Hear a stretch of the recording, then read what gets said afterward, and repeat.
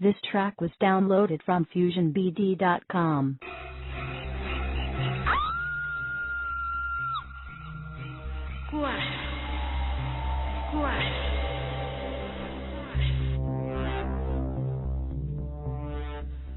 স্বাগত সবাইকে BC radio ৯৯.১ কুয়াশা ঘেরা রাতে অর্থাৎ রহস্যের রাতে।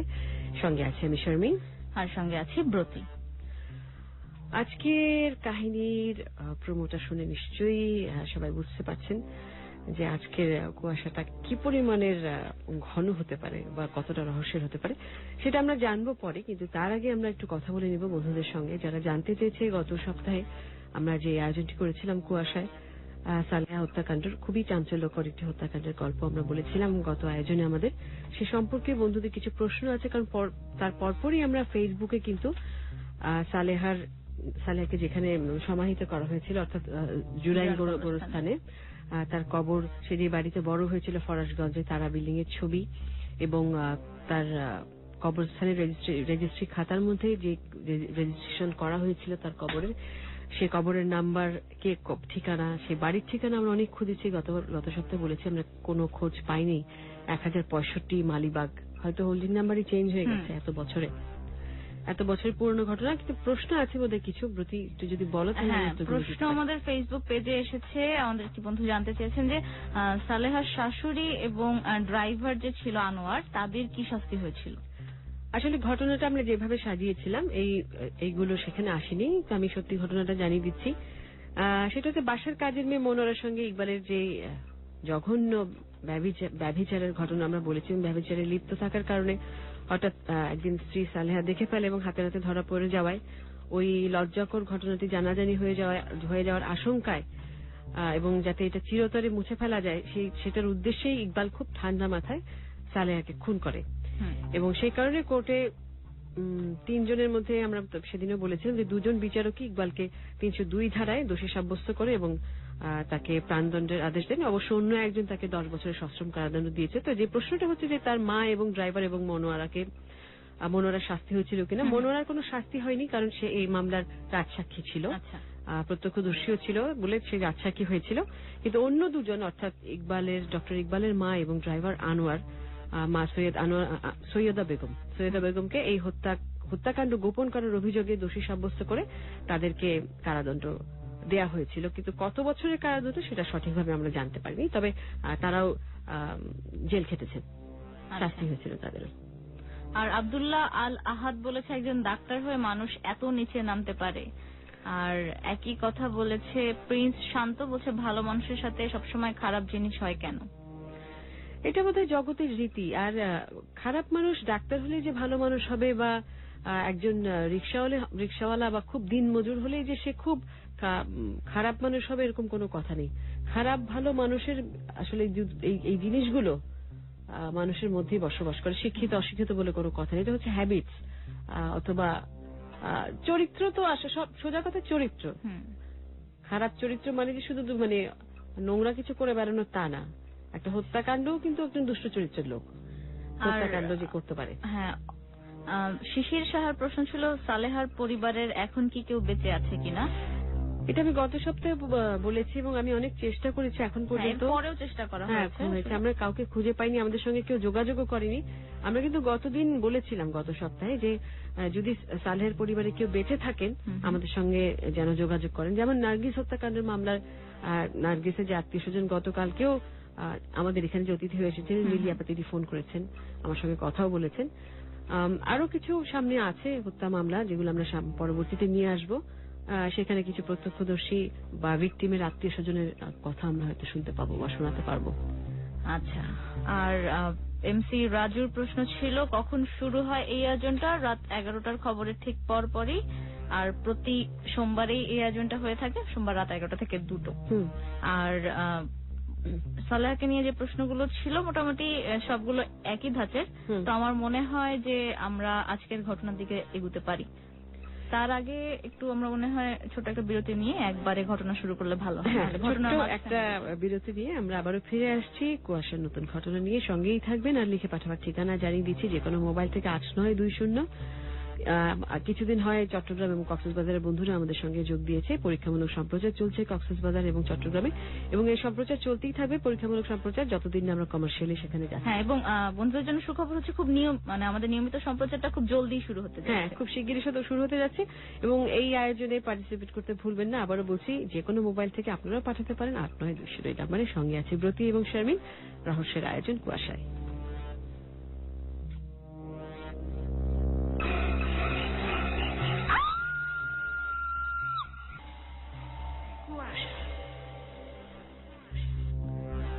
আরেকটু অপেক্ষা, তারপরে শুরু হয়ে যাচ্ছে কুয়াশার আজকের গল্প।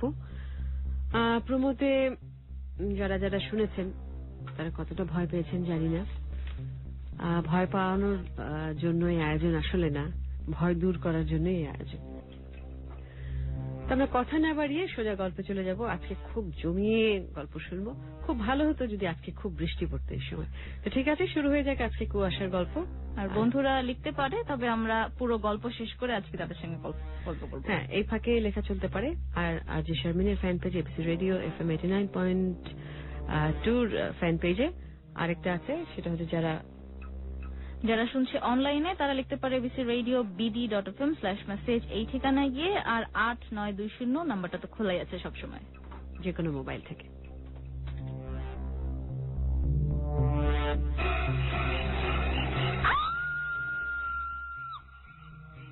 কুয়াশা কুয়াশা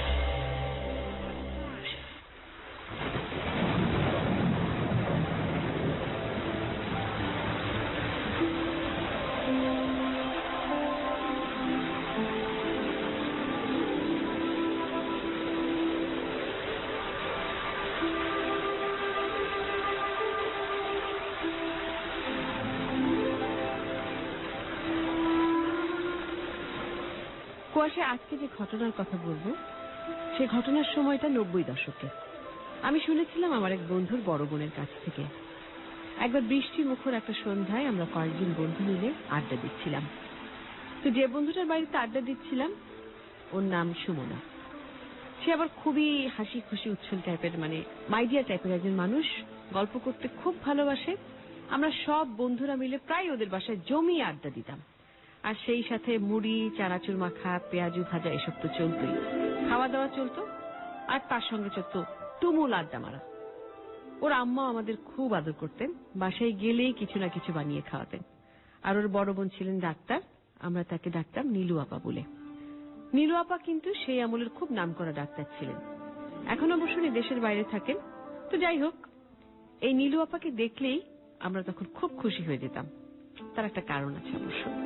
কারণটা হচ্ছে, একে তো আমাদের তিনি খুব আদর করতেন, আর আরেকটা কারণ ছিল উনি দারুণ গল্প বলতে পারতেন, প্রচুর পড়াশোনা করতেন।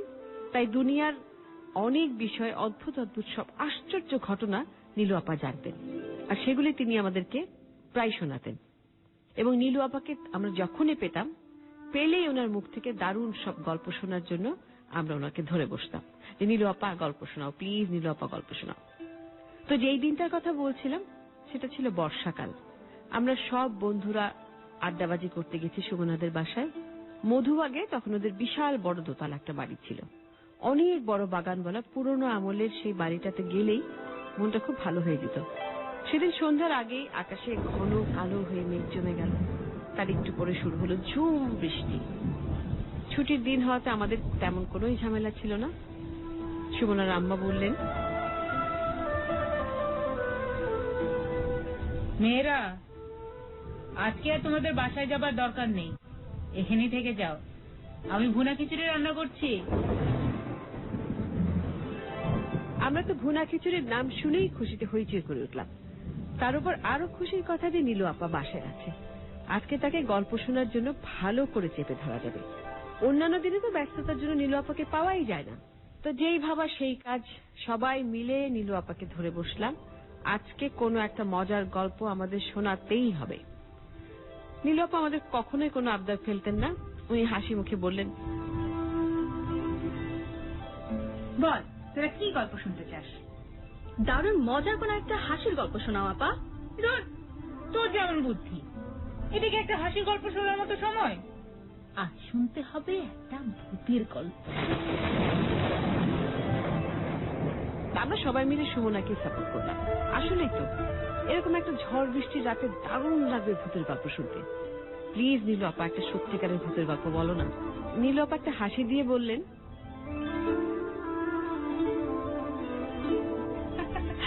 আমি কিন্তু ভূতে বিশ্বাস করি না।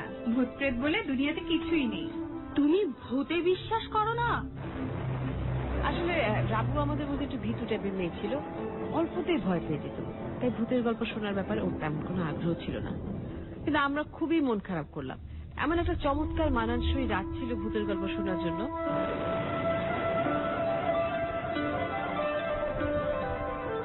রাবু, বেশি ভয় পাওয়া কিন্তু ভালো না।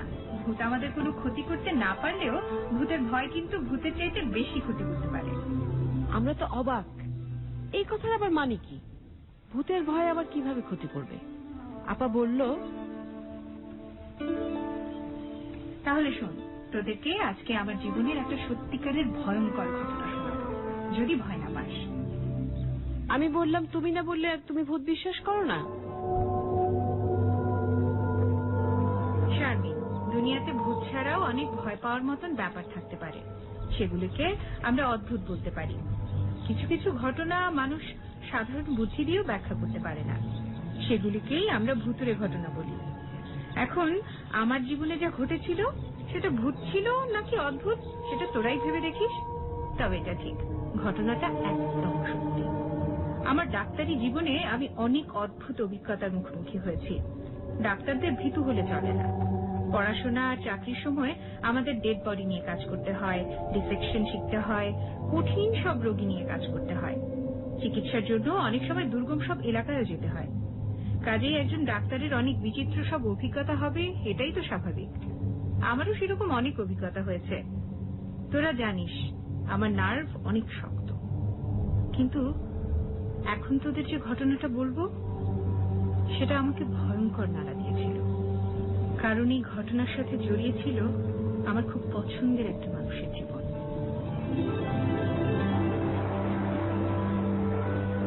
এরপর নীলু আপা আমাদের যে ঘটনাটা বলল সেটা সত্যিই ছিল একটা ভয়ঙ্কর কাহিনী। আমি আজকে আপনাদেরকে সেটা ঠিক সেভাবেই বলবো, ঠিক যেভাবে যে ভাষায় নীলু আপার মুখে শুনেছিলাম।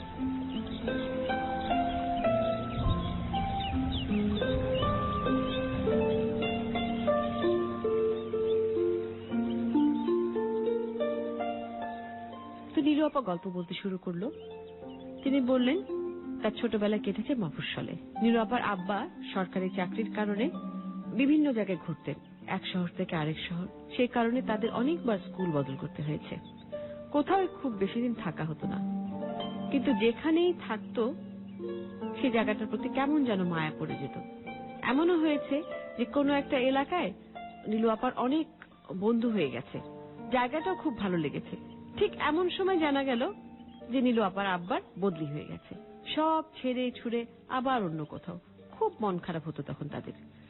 একবার নীলু আপার আব্বার বদলি হয়ে গেল ময়মনসিংহে। নীলু আপা তখন অনেক ছোট। সেখানে নীলু আপার বেশ কিছুদিন থেকেছিলেন।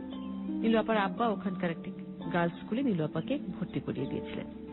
তো যেটা হয়, নীলু আপা যেরকম বন্ধু বৎসল ছিল, অল্প দিনে নীলু আপার অনেক বন্ধু বান্ধব হয়ে গেল সেখানে। আর জায়গাটা নীলু আপার খুব ভালো লেগে গেল। ছোটবেলায় যে ব্যাপারটা ছিল, নীলু আপা একটু টম বয় মার্কা ছিল। বন্ধু বান্ধবদের সাথে হই হুল্লোড় করে ঘুরে বেড়াতে খুব ভালোবাসতেন আর খুব মজা করতেন। এই গাছে চড়া, পুকুরে সাঁতার কাটা, হই হই করে সবাই একসাথে স্কুলে যাওয়া, সাইকেল চালানো, অনেক বন্ধু বান্ধব ছিল নীলু আপার। কয়েকটা নামও বলেছিলেন, হীরা, সালমা, মনিরা, নাহার। আরেকজন বন্ধু ছিল নীলু আপার, যে ছিল নীলু আপার খুব কাছের। তার নাম ছিল লায়লা। খুবই নরম স্বভাবের একটি মেয়ে, অর্থাৎ নীলু আপার একেবারেই উল্টো চরিত্রের। নীলু আপা যেমন হইচই করে পাড়া দাপিয়ে বেড়াতো, সহজেই কোনো কিছুতে ভয় পেত না। আর ও ছিল, অর্থাৎ লাইলা ছিল একেবারেই তার অপোজিট স্বভাবের মেয়ে। অল্পতেই ভয় পেয়ে যেত, একটু সন্ধ্যা হলে আর কিছুতেই ঘর থেকে বের হতো না, ভূত প্রেতের সব গল্প বিশ্বাস করত, বাসা থেকে খুব দূরে কোথাও কখনোই যেতে চাইতো না। তারপরও কিভাবে যে নীলু আপার সাথে লাইলার এত বন্ধুত্ব হয়ে গেছিল কে জানে। নীলু আপা তরতর করে গাছে উঠে যেত আর লাইলা নিচে দাঁড়িয়ে নানাভাবে অনুনয় বিনয় করে নীলু আপাকে বোঝানোর চেষ্টা করত যে গাছ থেকে নেমে আয় প্লিজ, কারণ গাছে নাকি গেছো ভূত থাকে। আরো কত রকম ভূতের নাম যে লায়লার কাছ থেকে নীলু আপা শুনতো। পানিতে নাকি পানি ভূত থাকে, ঘরের কোনায় নাকি কানি ভূত থাকে, আরো আছে কন্দকাটা, জলার ভূত, মামদো ভূত আর জিনপুরি, এসব তো আছেই। ভূত প্রেত অলৌকিকতায় খুব বিশ্বাস করত লায়লা। একবার একটা ঘটনার কথা বলল নীলু আপা। একবার হলো কি, নীলু আপা আর লায়লা খেলতে গেছে কাছেরই একটা ফলের বাগানে। তখন সন্ধ্যা হয় হয় অবস্থা।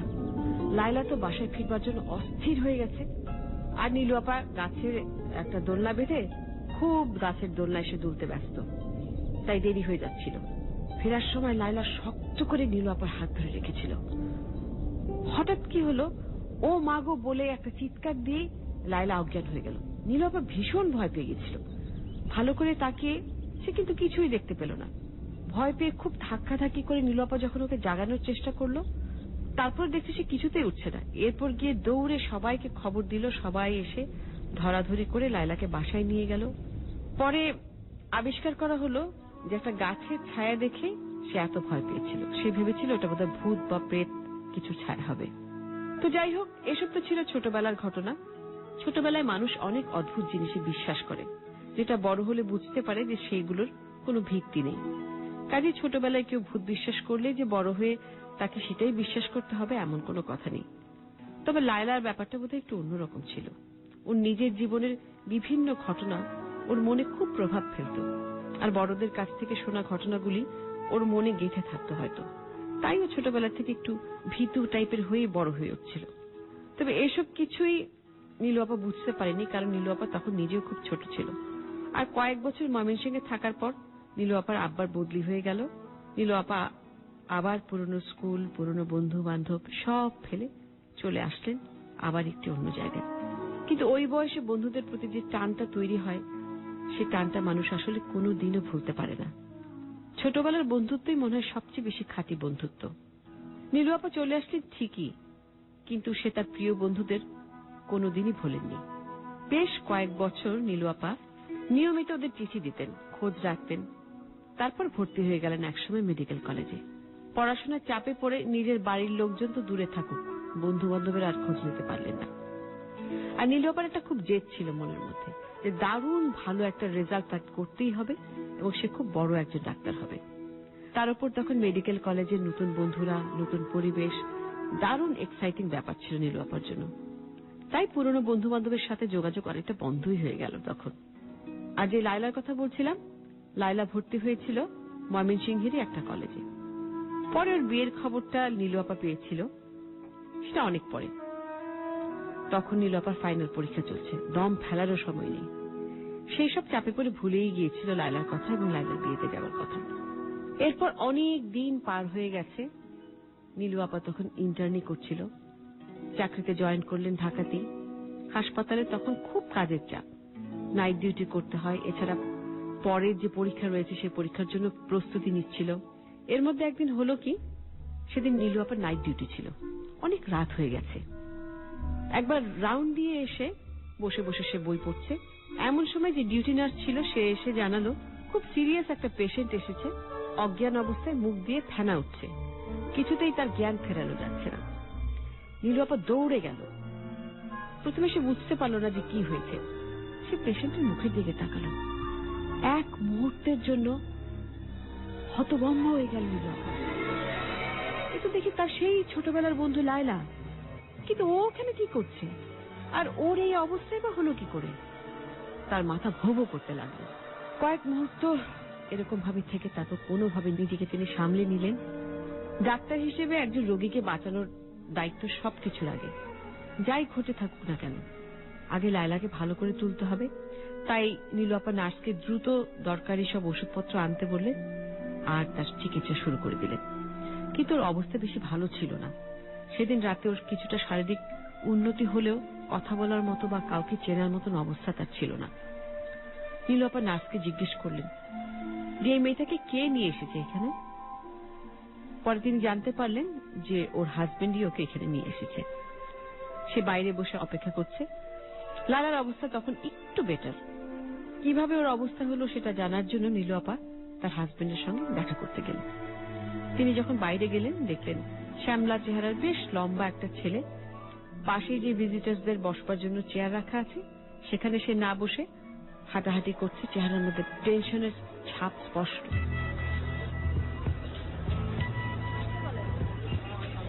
আপনি লায়লাকে নিয়ে এসেছেন? জি, আমি ওর হাজবেন্ড।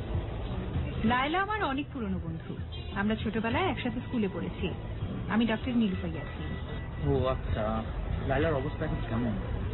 ইনজেকশন দিয়ে দিয়েছি, এখন ঘুমাচ্ছে, চিন্তা করবেন না, ও ভালো হয়ে উঠবে। কিন্তু ওর এই অবস্থা কি করে হলো বলেন তো? আমি নিজেও বুঝতে পারছি না। আমি অফিসে ছিলাম, অফিস থেকে এসে দেখি দরজা খোলা, লায়লা মাটিতে পড়ে আছে, এই অবস্থা। আমার মনে হয় ও কোনো কারণে ভয় পেয়েছে, ও একটু ভীতু প্রকৃতি। আর বাসায় তো আমরা দুজন ছাড়া কেউ থাকে না, অফিসে চলে গেলে লায়লা একদম একা। আপনারা কোথায় থাকেন? আমরা পল্লবীতে থাকি। পাশে আর কেউ নেই? না, আমার মা বাবা নেত্রকোনা গ্রামের বাড়িতে থাকে। আর লায়লার আম্মা? ও উনি তো মারা গেছেন। কি, খালাম্মা মারা গেছেন? আপনি চিন্তা করবেন না, লায়লার দিকে আমি খেয়াল রাখবো।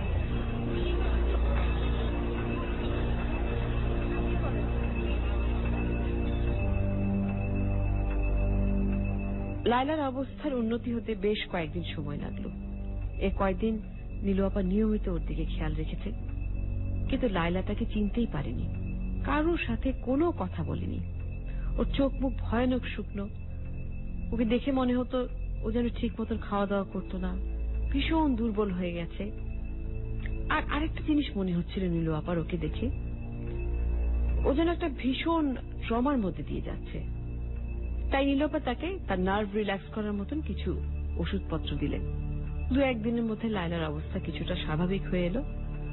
নীলু আপা লায়লার সাথে কথা বলার চেষ্টা করবেন বলে মনে মনে ভাবছিলেন যে কিভাবে ওর সাথে বিস্তারিত আলাপ করা যায়, যে কেন ওর এই অবস্থা, আসলে কি হয়েছে।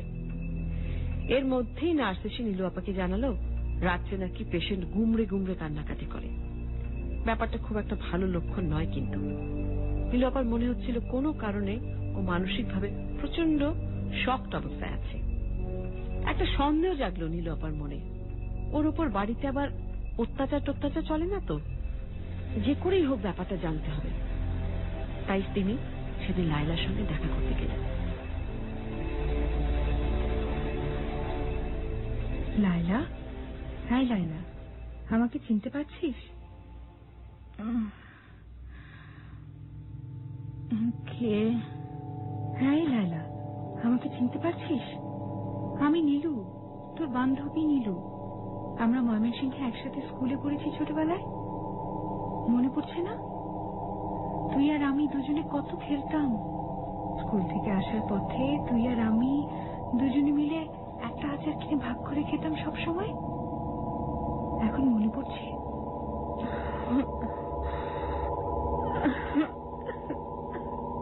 কাঁদছিস কেন?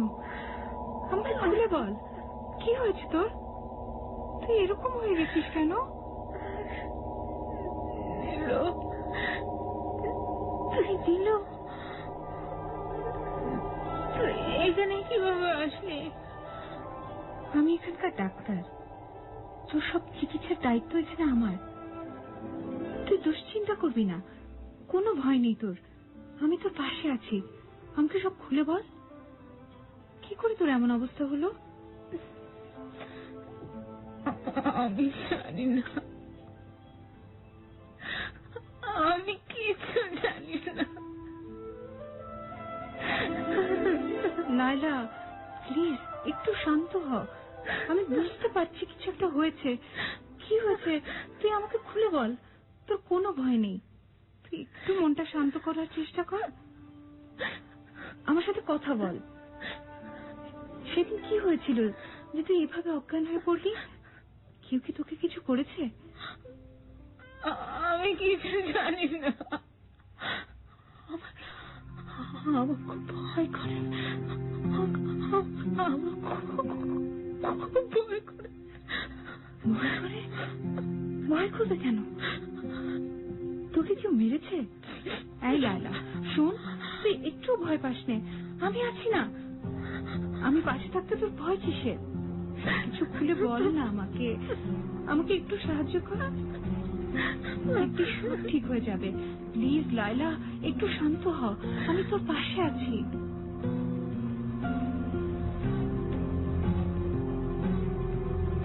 নানা ভাবে বুঝিয়ে সুঝিয়ে নীলু আপা তাকে অনেকটা হালকা করলো।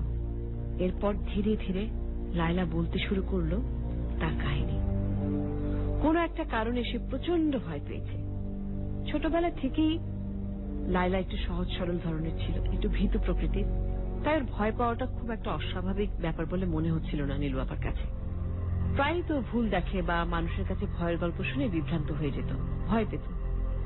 নীলু আপা ভাবলেন এটাও হয়তো তেমন কিছু একটা হবে।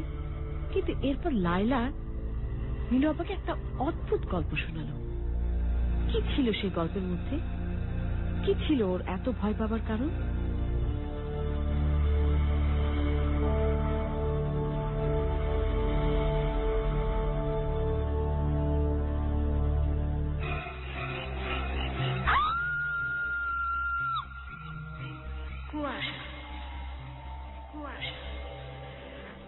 আসলে কি ছিল লায়লার এত ভয় পাওয়ার মতন, যেটা সে নীলুকে বলতে, নীলু আপাকে, আমি নীলু আপাই বলবো, নীলু আপাকে বলতে চেয়ে সে বলতে পারছিল না। এবং প্রথম থেকে আমরা যে কয়েকটা চরিত্র দেখছি, আমি বন্ধুদেরকে আর বলতে চাচ্ছি না, কারণ অনেক বন্ধু অভিযোগ করছে যে আমরা গল্পটা প্রথম থেকে কেন বলি, আমরা অনেকে আবদারও করে বসে। শারমিন, এরকম একটা অনুরোধ ইতিমধ্যে চলে এসেছে যে দেরি করে যোগ দিয়েছেন আমাদের এক বন্ধু, কিন্তু সে কোথায় থাকেন? আচ্ছা, রায়হান নরসিংদী থেকে। রায়হান, আপনি চাইলে এটা ডাউনলোড করে নিতে পারেন এবিসি রেডিওর আগামীকালই আপনি পেয়ে যাবেন এটা সংগ্রহশালা থেকে। abcradiobd.fm এ লগ ইন করে সেখানে যে সংগ্রহশালা আছে সেখান থেকে কুয়াশার এপিসোডটি আপনি ডাউনলোড করতে পারবেন। বাকিটুকু আপনি সেখান থেকে শুনে নেবেন, কিন্তু খুব বেশি কিন্তু আপনি মিস করেননি। দুইজন বন্ধুর অনেকদিন পরে দেখা। একজন বন্ধু খুবই ভীতু ছিলেন, আর এক বন্ধু ডাক্তার, সাহসী। তার সঙ্গে তার হাসপাতালে দেখা হয়। ভীতু বন্ধুটি অসুস্থ সেখানে আসে, তার স্বামীর একটা ছোট্ট ভূমিকা আমরা দেখতে পাই, কিন্তু আমরা জানি না সে কি কারণে এত ভয় পেয়েছে, কি কারণে তার এত ভয়ের কারণ। তা আমার মনে হয় কিছু অন্য কোনো বন্ধুদের কোনো প্রশ্ন থাকলে এই ফাঁকে, আমরা বেশি সময় পাবো না, আমরা একটুখানি কথা বলে একটা ছোট্ট বিরতি নিব, অর্থাৎ এবিসির প্রতি ঘন্টার ছোট খবরে চলে যাব, তারপর আবার ফিরে আসবো। সজল, গত সপ্তাহের সালেহা হত্যাকাণ্ডের ঘটনা আবার জানতে চাই। এটা হয়ে গেছে না, এটা ওই যে আমাদের সংগ্রহশালা থেকে ডাউনলোড করে নিতে পারবে, এবং লিঙ্কটা এবিসি রেডিওর ফেসবুক পেজে দেওয়া আছে। আর তারপরে আসমা মনসুরাবাদ থেকে লিখেছে, কুয়াশায় কি সব ধরনের কাহিনী প্রচার করা হয়, আর যদি কোন ধরনের কাহিনী প্রচার করা হয় এবং কোনো কাহিনী পাঠাতে চাইলে তাহলে কি করতে হবে? এটা আমরা গতবারও বলে দিয়েছি, কিন্তু আমরা এখনো দুঃখের বিষয় হচ্ছে সবাই শুধু বলছে, আমরা কিন্তু কাহিনী একটাও পাচ্ছি না। আমরা কাহিনীর জন্য অপেক্ষা করে আছি, আর যেগুলো পাচ্ছি সেগুলো অসমাপ্ত, না হলে জটিলতার কারণে সেগুলো প্রচার করা সম্ভব হচ্ছে না। তো আমাদের একটা ইমেল অ্যাড্রেস আছে, ব্রতি একটু বলে দাও। কুয়াশা fm8920@gmail.com। এখানে কোনো গল্প থাকলে ডকুমেন্ট পুরোটা পাঠানো যেতে পারে, কোনো অসুবিধা নেই। আমরা বাকিটা তৈরি করে নেব, আমাদের সঙ্গে যোগাযোগ করা যেতে পারে সশরীরে। চিঠি লিখেও পাঠানো যায়। এটা হচ্ছে 99 কাজী নজরুল ইসলাম অ্যাভিনিউ, 3য় তলা, কারওয়ান বাজার, ঢাকা। আর এটা হচ্ছে আমাদের বিল্ডিংটার নাম হচ্ছে ঢাকা ট্রেড সেন্টার। আর আসমা, কিছু ব্যাপার আছে গল্প পাঠানোর জন্য, কাহিনী পাঠানোর জন্য, সেটা হচ্ছে আমরা কোনো চলমান কেস নেই না, সলভড কেস। অনেক সময় সলভড কেসও দেখা যাচ্ছে সলভ হয়ে গেছে ঠিকই, কিন্তু অনেক সময় মূল ব্যক্তি ধরা পড়ে। যেরকম প্রথম আমরা শুরু করেছিলাম নার্গিস মার্ডার কেস, সেটা সলভ হয়ে গেছিল, সলভ হয়ে আনসলভড। তো আর কোন পলিটিক্যাল মার্ডার কেসে আমরা কখনো যেতে চাই না, এটা আমরা জানিয়ে দিচ্ছি। সম্পূর্ণ ভিন্ন ধর্মী এবং খুব চাঞ্চল্য সৃষ্টি করেছিল এমনও কিছু চাঞ্চল্যকর হত্যাকাণ্ডের কথা আমরা শোনাবো, বা রহস্যের কথা আমরা শোনাবো, যেগুলি হয়তো একসময় খুব চাঞ্চল্য সৃষ্টি করেছিল আমাদের সারা দেশে, এমনকি দেশের বাইরেও, যেগুলো হয়তো অনেকে ভুলে গেছেন বা এই প্রজন্মের কেউ জানেন। আমাদের কাজটা হচ্ছে কুয়াশার মাধ্যমে সেই গল্পগুলো বা ঘটনাগুলো তুলে ধরা। আর সাদিক লিখেছে উত্তরা থেকে, ওইদিকে বৃষ্টি হচ্ছে, তো তারা আজকে বেশ আয়োজন করে শুনছে।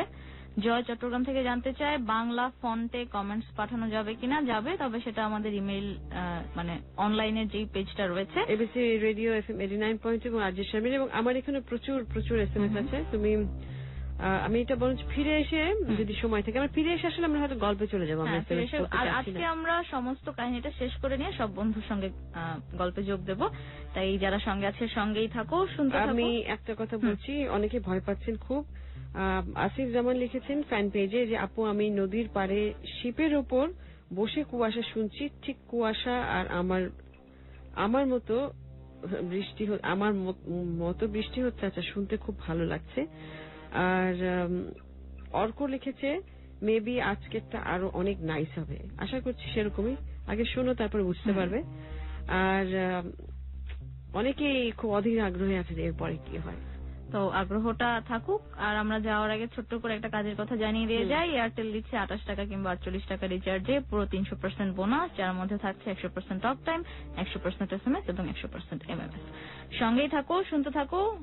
আর আমাদের লিখে পাঠাও যে কোনো মোবাইল থেকে 8920 নাম্বারে, ঢাকা, চট্টগ্রাম এবং কক্সবাজারের বন্ধুরা, এবং যারা দূরে বসে বিদেশে বসে শুনছো তারাও SMS করতে পারো abcradiobd.fm/message, এবং মোবাইল থেকে পাঠাতে পারো 8920 এবং আরজে শারমিনের ফ্যান পেজ এবং এবিসি রেডিও ফ্যান পেজ আছে। সঙ্গে আছি শারমিনা ব্রতি, সঙ্গে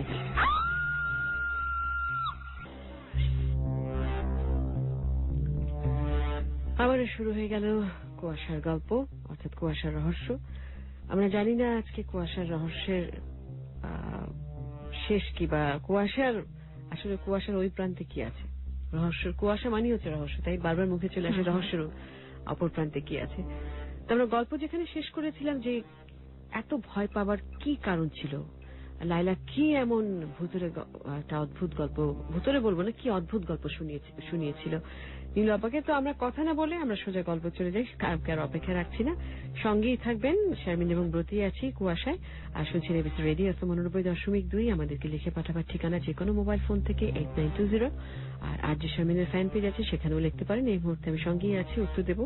এবিসি রেডিও ফ্যান পেজ আছে, এবিসি রেডিও FM 89.2 আর এবিসি রেডিও bd.fm এ লগ ইন করে /মেসেজ আছে, সেখানে গেলে মেসেজ পাঠাতে পারবেন। সঙ্গে থাকুন, শুনতে থাকুন।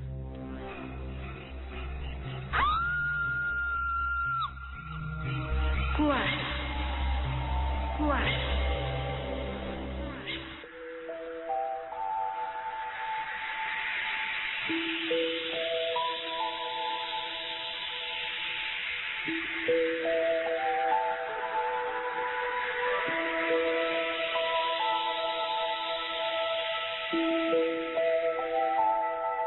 বিয়ের পর লাইলা অনেকদিন ময়মনসিংহে ছিল।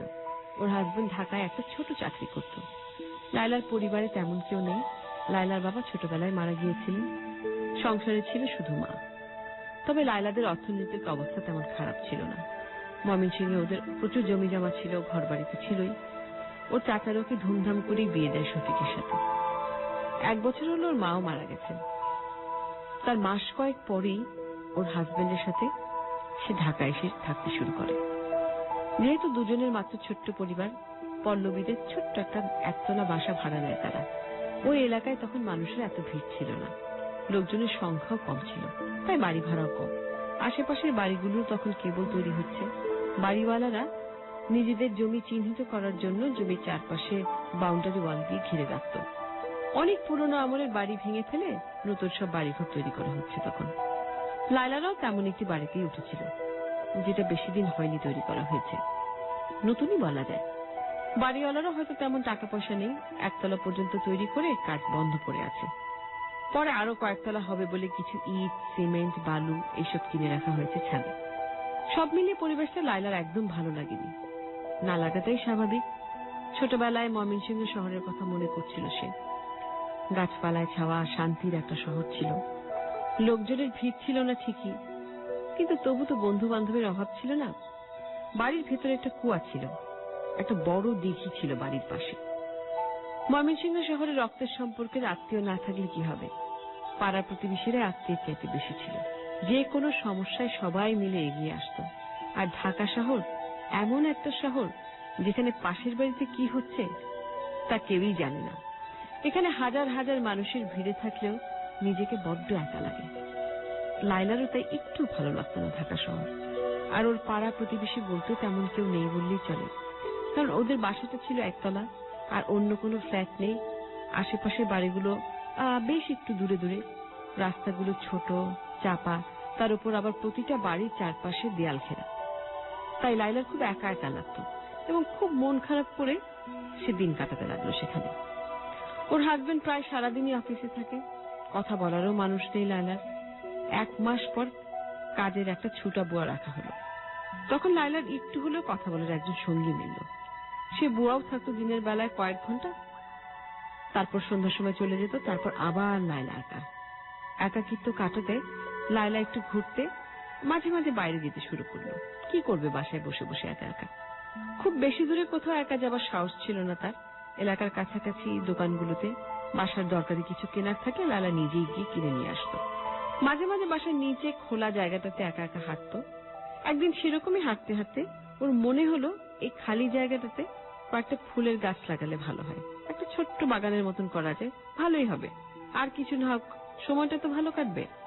তাই লায়লা একদিন ওর বাসার বুয়ার সাথে কথা বলছিল এই ব্যাপারটা নিয়ে। কিন্তু বুয়া কথায় কথায় যে তথ্যগুলো তাকে দিল সেটা শুনে বেশ ভড়কে গেল লায়লা।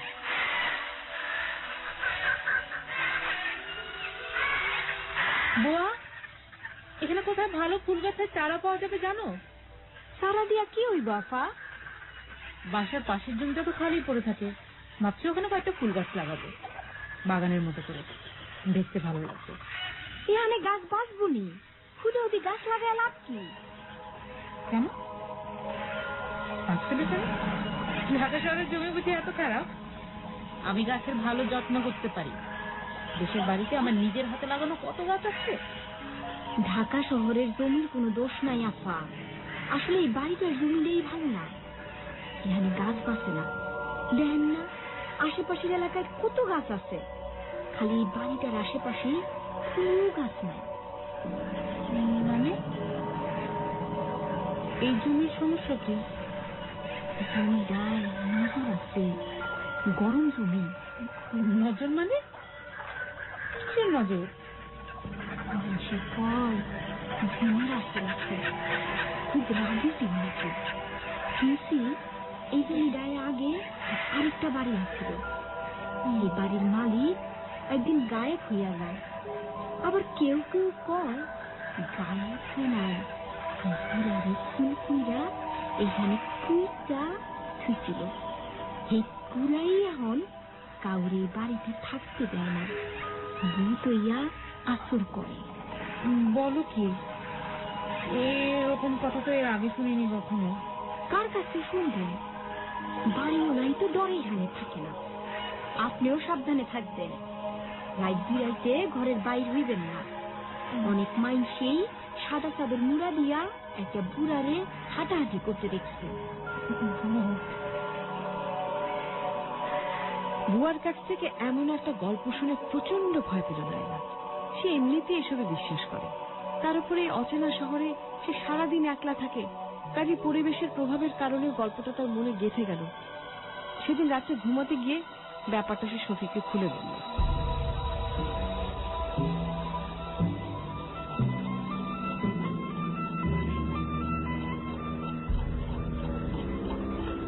শোনো শোনো না, ঘুমা পড়লো নাকি?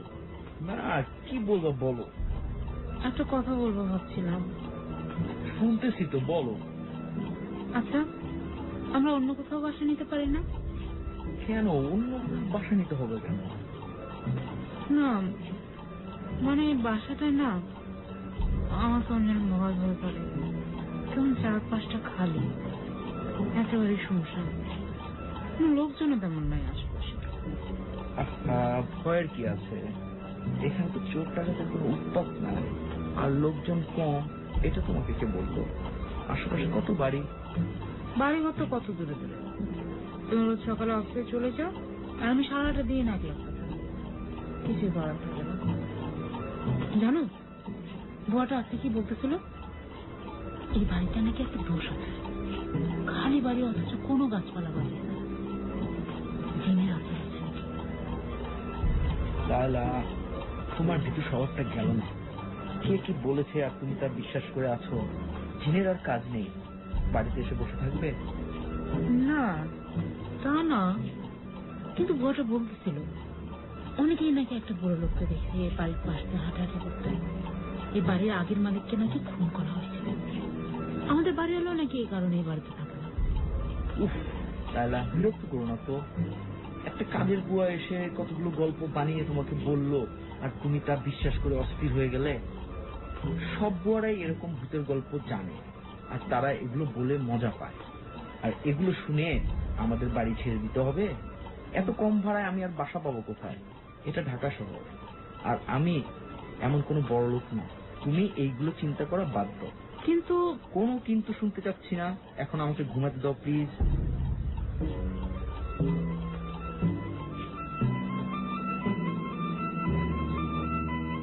শফিক ব্যাপারটা পাত্তা না দিলেও লায়লা কিন্তু মনে মনে খুব ভয় পেয়েছিল। কিন্তু এই হাসি ঠাট্টার পাত্র হবার ভয়ে সে নিজের মনকে প্রবোধ দিল। এমনিতে সবাই তাকে ছোটবেলা থেকে ভীতু বলে জানে। সে নিজেও বোঝে যে সে অনেক সময় একেবারে বিনা কারণে ভয় পায়। কাজে এটা নিয়ে চিন্তা করা লায়লা বাদ দিয়ে দিল। ভাবলো থাক, দরকার নেই সে চিন্তা করা, যত চিন্তা করবো তত ভয় পাবো। সপ্তাহখানেক পরের কথা, এক রাত্রে লায়লা ঘুমাচ্ছে, হঠাৎ অদ্ভুত একটা অস্বস্তিতে তার ঘুম ভেঙে গেল। পাশেই শফিক নিশ্চিন্তে ঘুমোচ্ছে। প্রথমে লায়লা ঠিক বুঝতে পারল না কি হয়েছে, কেন তার এত অস্বস্তি লাগছে। বিছানায় উঠে বসলো লায়লা। একটু কান পেতে থাকতে বুঝতে পারলো একটা শব্দ হচ্ছে ওপাশ থেকে।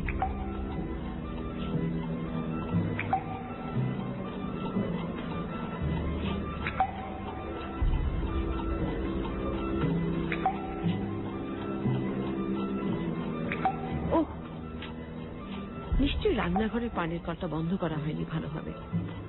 এক মুহূর্ত ইতস্তত করে লায়লা বিছানা থেকে উঠে পড়ল। অসহ্য লাগছে তার শব্দটা, কলটা বন্ধ করতেই হবে। আস্তে আস্তে পা বাড়িয়ে সে রান্নাঘরের দিকে গেল। লাইটটা জ্বালাতেই চোখে পড়ল সে যা ভেবেছিল ঠিক তাই, কলটা দিয়ে ফোঁটায় ফোঁটায় পানি পড়ছে। একটা নিঃশ্বাস ফেলে কলটা জোরসে বন্ধ করে সে আবার ঘরে ফিরে এলো। মনে মনে ভাবলো আসলেই তো সবাই ঠিকই বলে, সে অকারণেই ভয় পায়। নিজের বোকামিতে একটু লজ্জাও পেয়ে গেল। তারপর সে খুব আরাম করে ঘুমিয়ে পড়ল।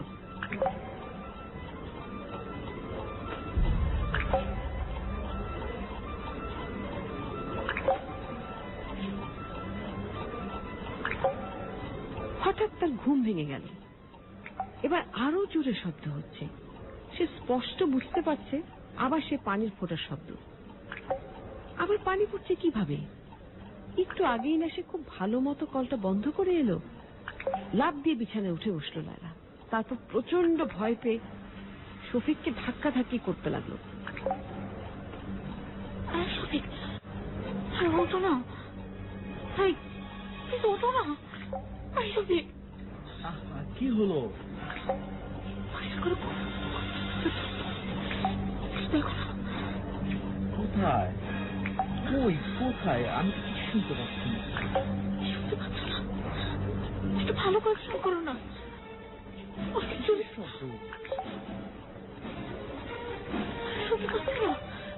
একটু ভালো করে খেয়াল করো না। শব্দ হচ্ছে। কিসের শব্দ? রান্নাঘরে কত পানি পড়ছে। পানি বন্ধ করে আসলাম, আবার কেন পানি পড়বে? আমার খুব ভয় করছে। তুমি না, তুমি সামান্য পানির শব্দকে ভয় পাচ্ছ। একটু চুপ করে বসো তো। দেখো না। আচ্ছা আচ্ছা, আমি দেখছি তুমি ভয় পেও না। তুমি চুপ বিছানার উপর বসো চুপ করে একটু, আমি দেখছি।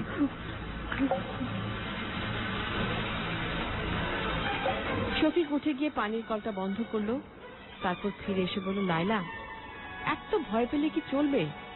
তুমি আসলে স্বপ্ন দেখছো। আসলে তুমি পানির কল বন্ধ করনি। লায়লা কোনো জবাব দিল না। তার কিছুই ভালো লাগছিল না। পরের দিন শফিক অফিসে চলে গেলে একা একা বসে ভাবতে লাগলো লায়লা। সারাদিন তাকে একা থাকতে হবে। দিনের বেলা তার এত ভয় লাগছিল না, কিন্তু তার বারবার মনে হতে লাগলো যে সে ভুল করেনি, সে সে কোনো স্বপ্ন দেখেনি। তার পরিষ্কার মনে আছে যে সে কলটা খুব জোরসে আটকে দিয়েছিল। তাহলে পানির কলটা আবার খুললো কি করে? নিজের মনকে ব্যস্ত রাখার উদ্দেশ্যে লায়লা ভাবল একটু বাইরে থেকে ঘুরে আসা যাক। মুদির দোকান থেকে কয়েকটা জিনিসপত্র কিনে আনবে ফিরে আসার পথে। লায়লাদের বাসার সামনের গলিটা একটু চাপা ধরনের। গলিটা গিয়ে পড়েছে একটা মাঝারি আকারের রাস্তায়। রাস্তাটা অনেকখানি এগিয়ে গিয়ে বাঁক নিয়েছে বড় একটা রাস্তায়। মুদি জিনিসপত্রের দোকানগুলো সেখানে। জিনিসপত্র কিনে ফেরার পথে লায়লা লক্ষ্য করলো বাসার সেই মাঝারি আকারের রাস্তাটার একটা কোনায় একটা বুড়ো লোক চাদর মুড়ি দিয়ে বসে আছে। বুড়োর মুখ ভালো মতন দেখা যাচ্ছে না, এমন ভাবে চাদর দিয়ে ঢাকা।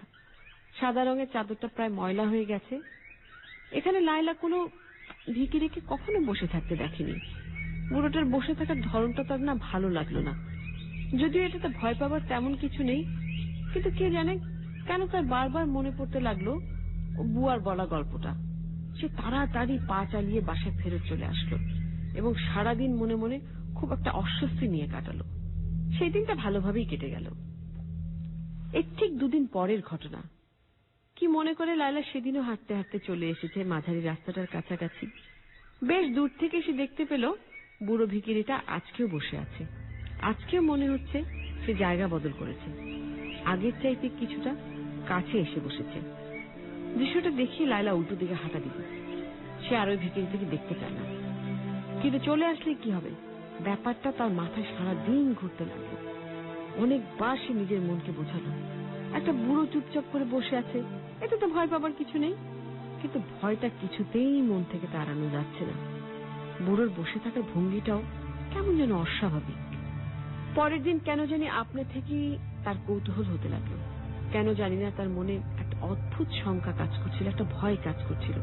কি একটা কৌতূহল এসে নিজে থেকেই আজকে গলিটা ধরে বেশ কিছুটা এগিয়ে গিয়ে মাঝারি রাস্তাটার দিকে তাকালো। ওই তো বুড়োটাকে দেখা যাচ্ছে। সে একইভাবে একই ভঙ্গিতে বসে আছে। পার্থক্য শুধু একটাই, আজকে সে বসে আছে গলিটার আরো কাছে। মাথা আজকেও চাদর মুড়ি দিয়ে ঢাকা। আশ্চর্যের ব্যাপার, লায়লা তাকানোর সাথে সাথে লোকটা তার মাথাও লায়লার দিকে এমন ভাবে ফেরালো যেন তাকে দেখতে পাচ্ছে, অথচ মাথা কিন্তু ঢাকা। লায়লা কিছুই দেখতে পাচ্ছে না। গা দিয়ে শিরশির একটা অনুভূতি নেমে গেল লায়লার। সে প্রচন্ড ভয় পেয়ে গেল। প্রায় ছুটতে ছুটতে সে বাড়ি চলে এলো। এরপর কয়েকদিন আর সে ভয়ে বাড়ি থেকে বেরই হলো না। এরপর আরো 2 দিন পরের কথা। লায়লা বাড়ির থেকে বের হয়নি, বাউন্ডারি ওয়ালের ভিতরে হাঁটছিল।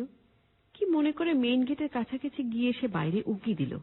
সাথে সাথেই চোখে পড়ল সেই বুড়োটাকে। গলির মাথায় সে বসে আছে, এত দূর থেকে পরিষ্কার দেখা যাচ্ছে। লায়লা তাকানো মাত্রই লোকটাও ঠিক আগের মতন ঘাড় ঘুরিয়ে তাকালো, চেহারা ঢাকা। লায়লা আবারও ছুটতে ছুটতে বাড়ি ফিরল।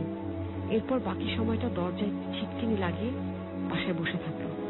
শফিক আসলেই তাকে সব খুলে বলতে হবে, ঠাট্টা করলে করুক।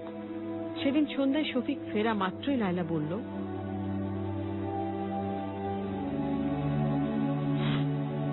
শোনো,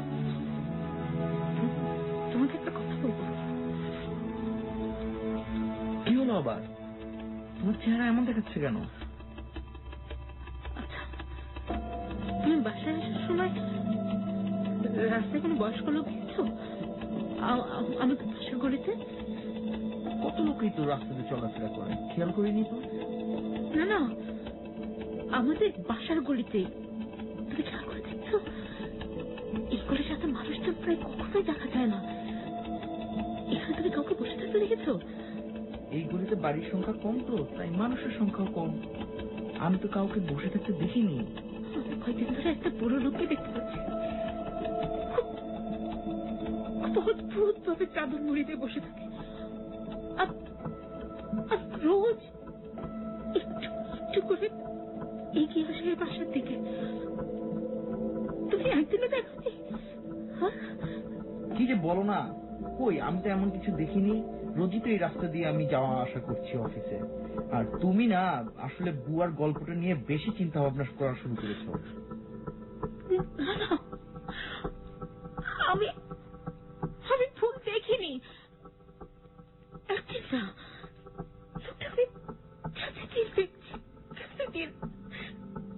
আমি আমার একটু ভালো লায়লা, এসব তোমার ভুল ধারণা। বাচ্চাদের মতো ভয় পেও না তো। বিশ্বাস করছো না?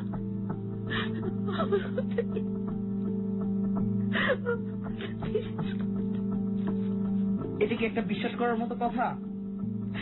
একটা লোককে শুধু তুমি দেখবে আর কেউ দেখবে না। ঠিক আছে বাবা, ঠিক আছে, তবু আমি কালকে অফিস যাবার সময় খুঁজে দেখবো যে ওরকম কাউকে দেখা যায় কিনা।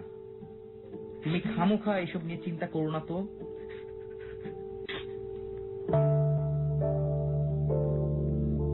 লায়লা প্রচন্ড ভীত হয়ে উঠল। প্রতিদিনই ওই লোকটা আগের চাইতে আরো কাছে এগিয়ে আসছে, কিন্তু কেউ তার কথা বিশ্বাস করে না। সে ছাড়া কেউ বুড়োকে দেখতে পায় না। সেদিন সকালে লায়লা শফিককে খুব করে রিকোয়েস্ট করলো অফিসে না যেতে। আগের দিন লায়লা দেখেছে বুড়োটা গলির ভেতর চলে এসেছে, খুবই কাছে। একা থাকার কথা লায়লা আর ভাবতেও পারছে না, কিন্তু কিছুতেই কিছু হলো না। লায়লাকে অনেক বুঝিয়ে সেদিন শফিক অফিসে চলে গেল। লায়লা চুপচাপ দরজা আটকে বসে রইল। একটু পরেই বুয়া চলে আসবে, তখন অন্তত তাকে আর একলা থাকতে হবে না। আজকে বুয়াকে বলে কয়ে সে সন্ধ্যা পর্যন্ত রেখে দেবে, এটা ঠিক করে রাখলো। হঠাৎ কলিং বেল বেজে উঠল। বুয়া এসেছে সেই ভেবে লায়লা প্রায় দৌড়ে গেল দরজা খুলতে। দরজাটা টান দিয়ে খুলতেই সে হতবাক হয়ে গেল। তার ঠিক সামনে দাঁড়িয়ে সে বুড়ো লোকটা। চোখের কোটর দুটো ভয়ঙ্কর তীব্রভাবে জল করছে।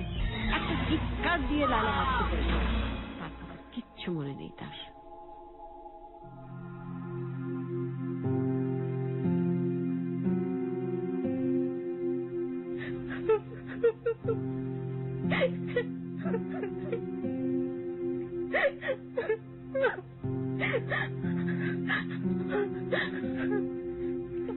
লায়লা, ভয় পাস না, এখন আমি আছি তোর সাথে।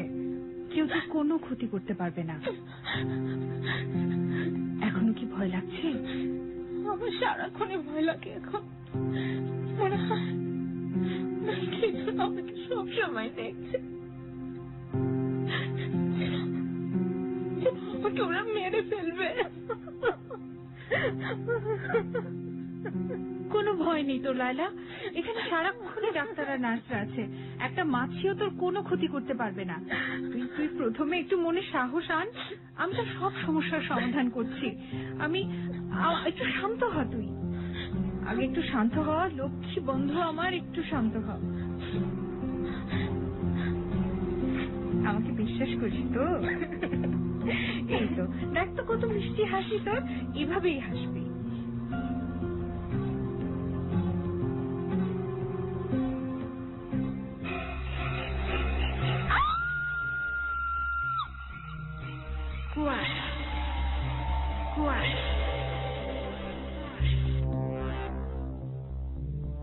চলছে কুয়াশা। এবিসি রেডিও এফএম 90.2 এর সঙ্গে আছি শারমিন আর আমি ব্রতী।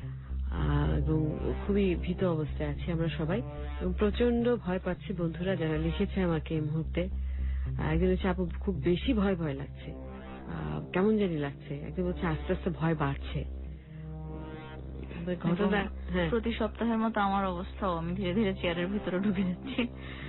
আর আমাদের এই মুহূর্তে যে বন্ধুরা জানিয়েছে যে সেখানে বৃষ্টি হচ্ছে, বিশেষ করে উত্তরার দিকে বন্ধুরা, আর ওদিকে গাজীপুরের শ্রীপুর, বর্মি ওই এলাকার বন্ধুরা জানিয়েছে যে ওদিকে নাকি বৃষ্টি হচ্ছে, এবং বৃষ্টিতে শুনতে তাদের আরো বেশি ভয় লাগছে, সেটা জানিয়েছে তারা।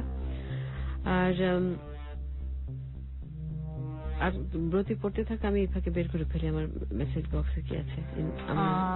লিখেছে উত্তরা থেকে শুভ, ড্রিম ওয়েভারের শুভ, তো সে একটা ওয়েডিং কভার করে ফিরছে এবং এত আনন্দের পরে আজকে ভয়ের কাহিনী শুনতে পথে তার বেশ ভালো লাগছে এবং বলছে কুয়াশার প্রত্যেকটা কাহিনী বেশ ভালো। সানমুন লিখেছে খুব ভয় লাগছে, কি করব বুঝছি না। তোমাকে শুনতে গেলে সমস্যা জিএফ এর সাথে ঝগড়া করতে হবে, আর ভয় তো আছেই। কি করব বলো তো? একটা লটারি করে ফেলো, আমার মনে হয় সেটাই ভালো। কিংবা গার্লফ্রেন্ডকে সঙ্গে নিয়েও শুনতে পারো। হ্যাঁ, দুজন মিলে একসঙ্গে শুনো। তোমার গার্লফ্রেন্ড কি লাইলার মতন ভীতু নাকি? আচ্ছা, তানহা আক্তার মিহা লিখেছে আমাদের এখানে বৃষ্টি হচ্ছে, কেমন জানি ভয় ভয় অনুভূতি লাগছে। মির্জা ছোটনের ভয় লাগছে, রাজ যতন ব্যাপক ভয়ে পাইতেছি, ভয় পাচ্ছে আর কি। তানজু আক্তার লিখেছে, আপু এমন আমি এখন একটু একটু করে ভয় পাচ্ছি। আর আজকে কুয়াশাটা খুব জোশ হচ্ছে, লিখে পাঠিয়েছে মিজানুর রহমান। আর মিজানুর রহমান না, আরো অনেক বন্ধু আজকের ঘটনার মধ্যে পুরোপুরি ডুবে গিয়েছে। রিয়াদের অর্ক লিখেছে, ভয়ে তো অবস্থা খারাপ। আরো দেখো কি হয় সামনে। আমার মনে হয় আমরা আরো কিছুক্ষণ কথা বলবো, পড়বো নাকি আমরা গল্প চলে যাই। তবে রিয়াদের কথাটা বলে যাই, রিয়াদ বলছে যে ভূত আর অদ্ভুত এক জিনিস নয়। এটা নীলু আপা যে বলেছিলেন ঠিকই বলেছিলেন। আমরা কিন্তু বলিনি যেটা ভূতের গল্প, আমরা বলেছি রহস্যের গল্প। কুয়াশায় রহস্য থাকে, কুয়াশায় যে ভূত থাকে তা কিন্তু না। এটা ধরে নিতে হবে যে যেভাবে নেয়। কেউ যদি মনে করে অদ্ভুত কোন ঘটনার মধ্যে আমি ভূত দেখছি, তাহলে সে ভূত দেখবে। আর যদি কেউ মনে করে অদ্ভুত ঘটনার মধ্যে আমি রহস্য দেখছি, তাহলে সে রহস্য দেখবে। ঠিক আছে, আমরা কথা বলছি না, ফিরে এসে কি আমরা সরাসরি কাহিনীতে চলে যাব? আমার মনে হয় আমাদের সময় হবে না, আমরা পুরো কাহিনীটা আমরা এরপরে এসে একদম সরাসরি কাহিনীতে চলে যাব। তাই যারা সঙ্গে আছেন সঙ্গেই থাকুন। হ্যাঁ, আর লিখতে থাকুন আমাদেরকে যে কোনো মোবাইল থেকে 89209 নম্বরে। গল্প শুনে আপনাদের সব খুদে বার্তা পড়া হবে। ব্রতী এবং শারমিন আছি এবিসি রেডিও এফএম 89.2 কুয়াশার রহস্যের গল্প নিয়ে। আর আমাদেরকে SMS পাঠাবার ঠিকানা আরো একবার বলছি, 8920 এবং abcradio.bd.fm login/message। আর আরজি শারমিনের ফ্যান পেজ এবং এবিসি রেডিও FM 89.2 এর ফ্যান পেজ। সঙ্গে থাকুন।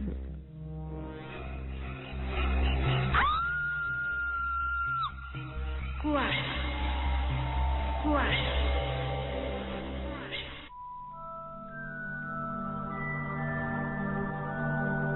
লায়লার মুখে এসব ঘটনা জেনে নীলু আপা খুব চিন্তায় পড়ে গেলেন। ভূত বলে তো কিছু থাকতে পারে না, তাহলে সমস্যাটা আসলে কি? অনেক ভেবে তার মনে হলো লায়লার সমস্যাটা তিনি একটু একটু করে বুঝতে পারছেন। যদিও নীলু আপা মনোরোগ বিশেষজ্ঞ না, তারপরেও লায়লার ভয় পাওয়ার প্যাটার্নটা দেখে নীলু আপার মনে হলো এটা কোনো ক্রনিক মেন্টাল ডিজিজ। ছোটবেলা থেকেই ওর ভয় পাবার যে ধরন, তার সাথে এটা অনেকটাই মিলে যায়। এরপর আবার ওর উপর দিয়ে যে কষ্ট গেছে, ওর বাবা মারা গেল সেই ছোটবেলায়, আপন বলতে ছিল মা, সেও মরে গেল। লায়লা পৃথিবীতে একদম একা হয়ে গেল, স্বামীকেও কাছে পায় খুব কম। হয়তো এই সমস্ত কারণেই সে হয়তো একটা ইনসিকিউরিটিতে ভোগে। তাই নীলপা ঠিক করলেন যে তার এক বন্ধু আছে ডাক্তার, সাইকিয়াট্রিস্ট, তার কাছে নিয়ে যাবেন লায়লাকে। এটার একটা সমাধান অবশ্যই সেই ডাক্তার করতে পারবে। সাইকিয়াট্রিস্ট খুব ভালোভাবে বুঝিয়ে দিয়ে বললেন এ ধরনের সমস্যা কেন হয়। স্কিজোফ্রেনিয়ার একটা লক্ষণ এটা, হ্যালুসিনেশন হওয়া, যা কেউ দেখছে না তেমন জিনিস দেখা। তারপর তিনি বেশ কিছু ওষুধ লিখে দিলেন লায়লার জন্য।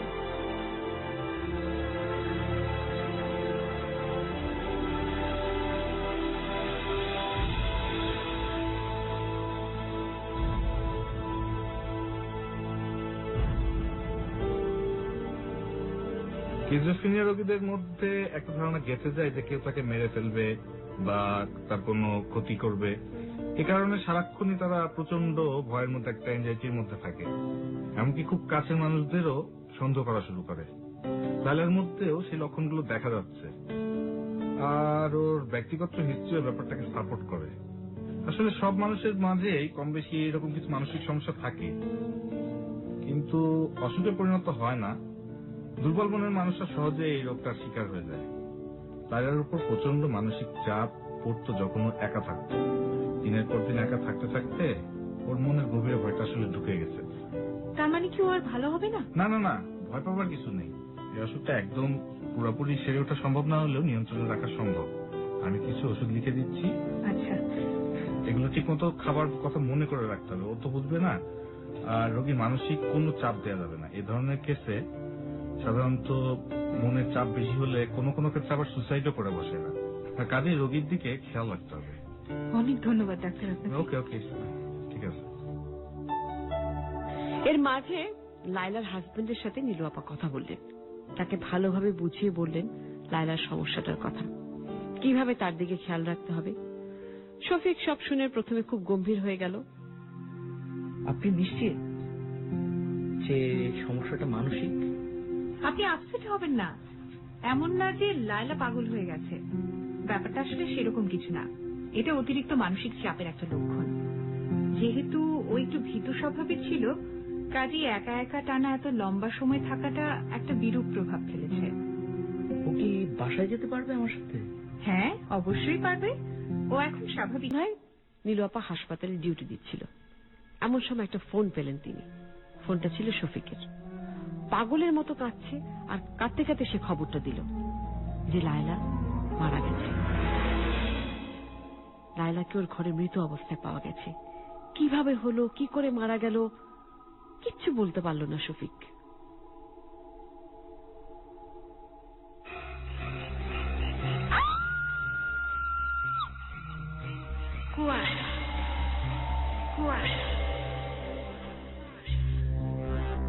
অদ্ভুত কাহিনী, যেখানে লায়লা হঠাৎ ভালো হয়ে যাচ্ছিল, এটা কি হঠাৎ করে তার একটা হঠাৎ করে বিনা মেঘে বজ্রপাতের মতন মারা গেল। এটা কিভাবে হঠাৎ করে? আর যেখানে মেয়েটা আবার হাসি খুশি হয়ে যাচ্ছিল, আবার একটা নর্মাল লাইফে ফিরে আসছিল। মানে রহস্য কাটতে না কাটতে আরেকটা রহস্যের মধ্যে ঢুকে পড়া। অদ্ভুত না বিষয়টা? আর হঠাৎ করেই এরকম একটা, যেটা বলছিল শারমিন, বিনা মেঘে বজ্রপাত, মানে আমি শুনতে শুনতে ভাবছিলাম যে যাক, এবার বোধহয় আমরা একটা হ্যাপি এন্ডিং এর দিকে যাচ্ছি। দেখা যাক হ্যাপি এন্ডিংই হয় নাকি আনহ্যাপি এন্ডিং হয়, অথবা কোনোটাই না হয়। এমনও হতে পারে কোনো এন্ডিংই হলো না, একটা রহস্যের মধ্যে আমরা থেকে গেলাম, সেটাও সম্ভব। কিছুই বলা যায় না। আমাদের হাতে সময় আছে কিছুটা। আমার মনে হয় কয়েকটা SMS পড়ে আমরা এই পর্যন্ত তো শুনলাম। একটুখানি এই পর্যন্ত খুব ভয় পাচ্ছেন সবাই, আমি জানি, আমি প্রচুর লেখা পাচ্ছি। ভয়টাকে একটু কাটিয়ে উঠুন, তারপর বাকি গল্পটা ফিরে যে আমরা একটু স্বাভাবিক হয়ে বসি। মনে হয় একটু পানি টানি খান সবাই, ব্রেক দরকার, একটু ব্রেক দরকার। মানে এতটা ভয় একসঙ্গে নেওয়া যায় না। তারপর আমরা বাকিটা শুনবো। আপনার একটু SMS পড়ো। রোমান লিখেছে মগবাজার থেকে, একটা কথা না জানিয়ে পারলাম না। অন্যান্য দিন সে বারান্দার দরজা খোলা রেখে ঘুমায়, কিন্তু সোমবার রাতে কুয়াশা শুনতেই দরজা লাগিয়ে দেয়, ঘুমানো তো দূরের কথা। অনেকেই ভয় পায়, আমাকে অনেকেই বলেছে যে আপনার প্রেম রোগ খুব মজা লাগে, আর কুয়াশা খুব ভালো লাগে, কিন্তু না খুব ভয় লাগে। খুব ভয় কিনা ডিফারেন্ট একদম। এবং ভয়ের মজার বিষয় হচ্ছে, মজার বিষয় না, দুঃখের বিষয় বলবো, যে আমি এবং ব্রতী দুজনে রাত 2টার সময় বাড়ি যাই, এরকম একটা ভয়ের গল্প শুনিয়ে সবাইকে, নিজেরাও ভয় পেয়ে এবং দুজনকে একা ঘুমোতে হয়। এবং প্রতি সোমবার রাতে আমি টেবিল ল্যাম্প জ্বালিয়ে ঘুমাই। আমার বাসার নিচে অনেকগুলো গার্ডেন লাইট আছে, তো এমনিতে অন্যান্য দিন বিরক্ত লাগে কেন এত আলো, কিন্তু সোমবার রাতে মনে হয় না দরকার আছে। যাই হোক, রাশিয়ার সেন্ট পিটসবার্গ থেকে লিখেছে মাহমুদুল হাসান, আজকে ফ্ল্যাটে আগে চলে এসেছে এবং অনেকদিন পর রেডিওতে লগ ইন করে কুয়াশা শুনছে। ঢাকার মতো ওখানে বৃষ্টি না হলেও হাড় কাঁপানো ঠান্ডা। 3000 স্কোয়ার ফিটের বাসায় এসে একা একা, কনকনে ঠান্ডা এবং ভয় পাচ্ছি একটু একটু। আর বলছে ভালোই লাগলো, কিপিটা। অনেক ধন্যবাদ। আর লিখেছে ফারহানা হক আশা, ফ্যান পেজে লিখেছে, আপনি এটা কি হলো, লায়লা কিভাবে মারা গেল? ভয়টা তো শেষ, লায়লা মারা গেলে ভয়টা শেষ কি করে বুঝলে তুমি? লায়লা কিভাবে মারা ভালো গেল? তো, যদি ভয় শেষই হয়ে যায় তাহলে তোমাদের জন্য ভালো। তোমরা যারা ভয় পাচ্ছেন, এই ভয়ের রেশ পুরো দিন থাকবে, পুরো রাত থাকবে। তো ঠিক আছে, আমরা গল্পে চলে যাই। সময় খুব কম, আমরা মনে একটু বেশি কথা বলে ফেলেছি। আমরা দেখি লায়লা মারা যাওয়ার পর আসলে কি লায়লা মারা গেল নাকি হঠাৎ করে এরকম একটা খবর বা ভুল খবরও তো হতে পারে, সেটাই না? ঠিক আছে, আমরা গল্পে চলে যাচ্ছি। কুয়াশার আবারও বলছি, আমাদেরকে লিখে পাঠাবার ঠিকানা যেকোনো মোবাইল ফোন থেকে 8920 ABC radio fan page, ABC radio FM 89.2, আজ শারমিনের ফ্যান পেজ এবং এবিসি রেডিও PD.FM login/message, এখানে মেসেজ পাঠানো যেতে পারে। আর যে কোনো মোবাইল থেকে 8920 তো আছেই। সঙ্গে আছি ব্রতী এবং শারমিন। সঙ্গে থাকুন কুয়াশায়, এবং শুনছেন এবিসি রেডিও FM 90.2।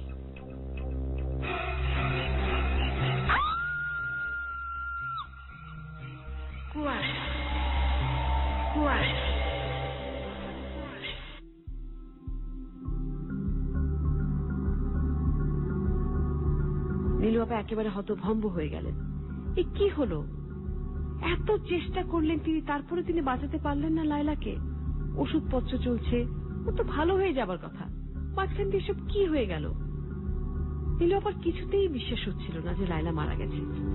শফিককে জিজ্ঞেস করে জানা গেল সে অফিসে ছিল, নতুন বউটা বাসায় ছিল। দুপুরে খাবার পর লায়লা নাকি বেশ কিছুক্ষণ ঘুমোয়, নানা রকম ওষুধপত্র খায়, সেই কারণেই হয়তো বা। সেদিনও একইভাবে খেয়েই লায়লা শুতে গেছে, বুয়ার তাকে বিরক্ত করেনি। শফিক ফিরলে পরে বুয়া লায়লাকে ডাকতে গিয়ে দেখে যে তার শরীর পুরোপুরি ঠান্ডা। ভয়ে বুয়াটা চিৎকার দেয়। লায়লার পোস্টমর্টম করা হলো। পোস্টমর্টমের রিপোর্টে জানা গেল হার্ট ফেল করেছে। বোঝাই যাচ্ছে যে ঘুমের মধ্যেই সে আবারও প্রচন্ড ভয় পেয়েছিল। দুর্বল শরীরে সেটা সামলাতে পারেনি। কিন্তু নীলু আপার মন কিছুতেই মানতে চাইছিল না। কি করে সম্ভব, এত চেষ্টা করেও তাকে বাঁচাতে পারল না? লায়লাকে সে কথা দিয়েছিল যে সে পাশে থাকতে লায়লার কোনো ভয় নেই। নীলু আপা ভীষণ মন খারাপ করলেন, কারণ সে তার কথা রাখতে পারেনি। লায়লা ভয় পেয়েই মারা গেছে। নিজেকে লুজার মনে হতে লাগলো তার। নীলু আপা একেবারে ভেঙে পড়লেন। আবার একটা কেমন যেন সন্দেহ হচ্ছিল তার মনের মধ্যে, কিন্তু সে সন্দেহের প্রমাণ কিছুই ছিল না। কিছু একটা রহস্যজনক ব্যাপার আছে যেটা নীলু আপা বুঝতে পারছিলেন না। কি দেখে লায়লা এত ভয় পেল? লায়লা কি খুন হয়েছে? কিন্তু কিভাবে? কেউ কি ওকে ভয় দেখিয়েছিল? কিন্তু কেন? সহজ সরল এই মেয়েটিকে হত্যা করেই বা কি লাভ, ভয় দেখিয়েই বা কি লাভ? কোনো ব্যাপারই মিলছে না। লায়লা যখন মারা যায় বাড়িতে কেউই ছিল না, শুধু ওই বুয়া ছাড়া। বুয়াটাকে জিজ্ঞাসাবাদও করা হয়েছে, কিন্তু সন্দেহ করার মতন কিচ্ছু পাওয়া যায়নি। বুয়াটা এতই সরল সোজা যে তাকে সন্দেহ করাটা একটা হাস্যকর। আর কাজের বুয়ার লাভটাই বাকি লায়লাকে মেরে। নানা কিছু ভাবতে ভাবতে ভীষণ মেন্টাল স্ট্রেসে নীলু আপা কিছুটা অসুস্থ হয়ে পড়লেন। সেদিন সন্ধ্যায় হাসপাতালে বসে ভাবছিলেন কয়েকটা দিন ছুটি নিয়ে নেবে। এত স্ট্রেস আর সে নিতে পারছে না। এমন সময় নার্স ছুটে আসলো। ম্যাডাম জলদি আসেন, একজন লোক এসে দারুণ পাগলামি করছে আর আপনাকে খুঁজছে। কোনো কিছু ভাবার সুযোগ না পেয়েই দৌড়ে গেলেন নীলু আপা। গিয়ে দেখলেন শফিক বসে আছে, দুই হাতে মাথার চুল খামচে ধরে রেখেছে, চোখে উদ্ভ্রান্তের দৃষ্টি।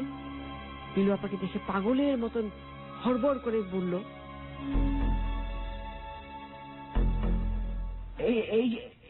এই যে আমি আপনাকেই খুঁজছি। আমাকে দেখে বলুন তো, আমাকে দেখে কি পাগল পাগল মনে হয়? কি হয়েছে শফিক ভাই? আমি তো কিছু বুঝতে পারছি না, আপনি এরকম করছেন কেন? আমি একটা বুড়োকে দেখছি কয়েকদিন ধরে।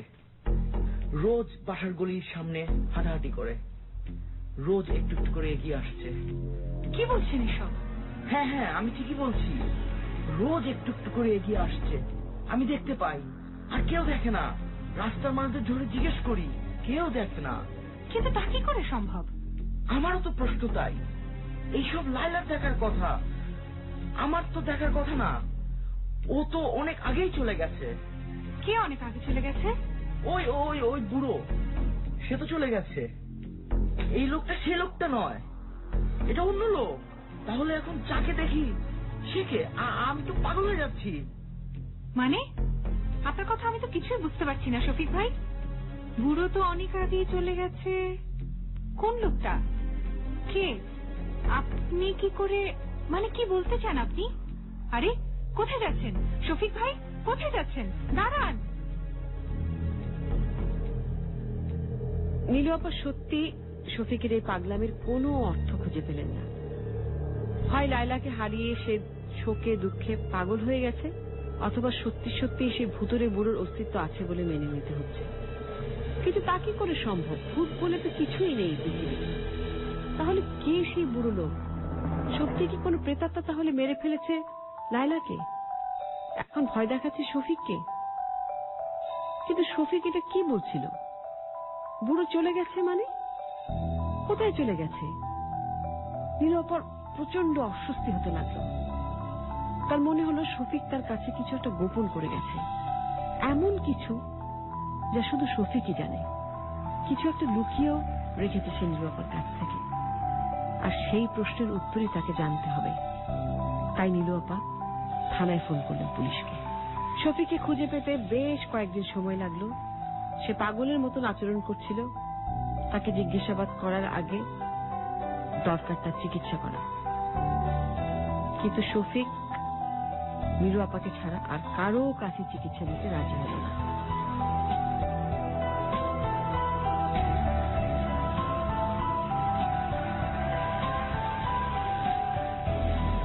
শফিক ভাই, আপনি একটু ঠান্ডা হন। আমি ছাড়া আর কোনো ডাক্তার এখানে আসছে না। আমি আপনার চিকিৎসা করব। আমি আপনাকে কয়েকটা কথা বলবো। হ্যাঁ বলেন, কোনো সমস্যা নেই। আপনি প্রথমে একটু শান্ত হন।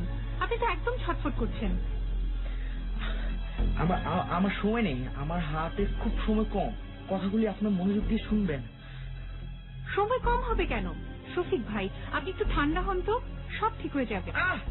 কথার মাঝখানে বাধা দিবেন না। আমি যে কথাগুলো আপনাকে বলছি সেগুলো আপনার জানা অনেক দরকার, আর কেউ যেন জানতে না পারে। কেউ জানবে না।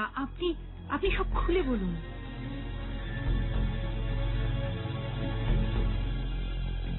কি বলেছিল সেদিন শফিক নীলু আপাকে? এমন একটা কথা যা জানলে মানুষ অবিশ্বাসে থমকে যাবে, ভাববে মানুষও এমন হতে পারে। লায়লা মারা যায়নি, লায়লাকে খুন করা হয়েছে। আর যে লোকটা ওকে ছেড়ে দিয়েছে নিষ্ঠুর মৃত্যুর কোলে, সে আর কেউ নয়, লায়লার স্বামী শফিক। লায়লা হার্ট ফেল করেনি, ঘুমের মধ্যে ভয় পেয়েও মারা যায়নি। কারণ যে বুড়ো লোকটা ভয় দেখাতো, সে ছিল শফিকেরই লোক। পুরো ঘটনাটাই ছিল শফিকের সাজানো।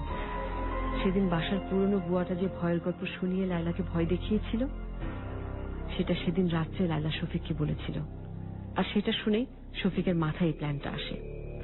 লায়লা যেহেতু ভীতু মেয়ে, আর বাসাটারও এমন একটা ভুতুরে কাহিনী আছে, সেই ভয়কে কাজে লাগিয়েই নিজের উদ্দেশ্য হাসিল করার কথা চিন্তা করে শফিক। প্রথমে রাত্রে লায়লা ঘুমিয়ে পড়লে পানির কল বারবার নিজেই খুলে রেখে সে লায়লার মনে একটা ভয়ের আবহ সৃষ্টি করে। একটা বুড়ো মাদকাসক্ত লোককে সে ভাড়া করে লায়লাকে ভয় দেখানোর জন্য। কারণ সে চাইছিল সবাই জানুক লায়লা প্রচন্ড ভীতু। সে সবসময় কল্পনায় ভূত দেখতে পায়। সে কারণেই তাকে ডাক্তার দেখানোর ব্যবস্থা করে। সাইকিয়াট্রিস্ট যখন নিশ্চিত করে লায়লার আসলে মানসিক সমস্যা হচ্ছে, তখন সে আরো খুশি হয়ে যায়। সে চাইছিল লায়লাকে মানসিক রোগী আর ভীতু হিসেবে প্রমাণ করতে, এবং সেটা সে করতেও পেরেছিল। লায়লাকে হাসপাতাল থেকে বাড়ি নিয়ে যাবার আগেই সে ওই বুড়োটাকে বিদায় করে দেয় টাকা পয়সা দিয়ে আর ভয় দেখিয়ে। আর এটাও বলে যে পুলিশ কেস হয়ে গেছে, এখন গা ঢাকা দিয়ে থাকতে হবে। তারপর শফিক বাস্তবায়ন করে তার এতদিনের প্ল্যান। তারা কেমিস্ট বন্ধুর কাছ থেকে জোগাড় করে পটাশিয়াম সায়ানাইড, আর সেই বিষ ভরে রাখে লায়লার খাওয়ার ক্যাপসুলের মাঝে। সে জানতো এই ওষুধ খাওয়া হবে যখন সে বাড়ি থাকবে না, তাই কেউ তাকে সন্দেহ করতে পারবে না। লায়লা মারা যাবে ঘুমের মধ্যে। কি নিষ্ঠুর মৃত্যু! শফিক অসম্ভব চালাক একটা ছেলে। নিজেকে বাঁচানোর সব প্রস্তুতি নিয়ে সে এগিয়েছে, এমনকি কেউ তাকে সন্দেহ করতে পারেনি, এবং পোস্টমর্টমেও কিছু ধরা পড়েনি। শফিক অনেক পড়াশোনা করত, তাই সে জানত মৃত্যুর 2 ঘন্টার মধ্যে পটাশিয়াম সায়ানাইডের সব চিহ্ন মৃতদেহের শরীর থেকে মিলিয়ে যায়। মনে হয় যেন ভিকটিম হার্ট ফেল বা স্ট্রোক করে মারা গেছে। এদেশের পোস্টমর্টমে সে বিষের চিহ্ন ধরার মতন উন্নত প্রযুক্তি নেই, তাই এই বিষকেই খুন করার জন্য বেছে নিয়েছিল শফিক। কিন্তু কি অপরাধ ছিল লায়লার? কোন দোষে এতগুলো বছর সংসার করার পরও এভাবে মরতে হলো তাকে? কারণ ছিল শুধু একটাই, আর তা হলো লায়লা বাধা হয়ে দাঁড়িয়েছিল শফিকের জীবনে, তার জীবনের পুরনো প্রেমে। বিয়ের আগে একটা মেয়ের সাথে সম্পর্ক ছিল শফিকের, কিন্তু তখন বেকার ছেলে হওয়ার কারণে আর মা বাবার কারণে সেই মেয়েকে বিয়ে করতে পারেনি শফিক। এজন্য পৃথিবীর সবার প্রতি মনে মনে তীব্র ঘৃণা পুষে রেখেছিল শফিক। বাইরে সেটা প্রকাশ করত না সে। বিয়ের অনেক বছর পর সেই মেয়ের সাথে আবার তার যোগাযোগ হয়। পুরনো প্রেম মাথা চাড়া দিয়ে ওঠে। লায়লা এত একটা ভালো মেয়ে ছিল যে কোনো যুক্তি দেখিয়ে ওকে ছেড়ে দেয়া যায় না। সমাজের সব লোক ছিচি করবে, কি বলবে সে, কি কারণে, কি অপরাধে সে লায়লাকে ডিভোর্স দিচ্ছে। লায়লা ওর মাথার উপর যেন একটা বোঝা হয়ে দাঁড়িয়েছিল। সে বোঝা নামাতেই শফিক ডেসপারেট হয়ে ওঠে, আর লায়লার মতো সহজ সরল একটা মেয়েকে প্রাণ দিতে হয়।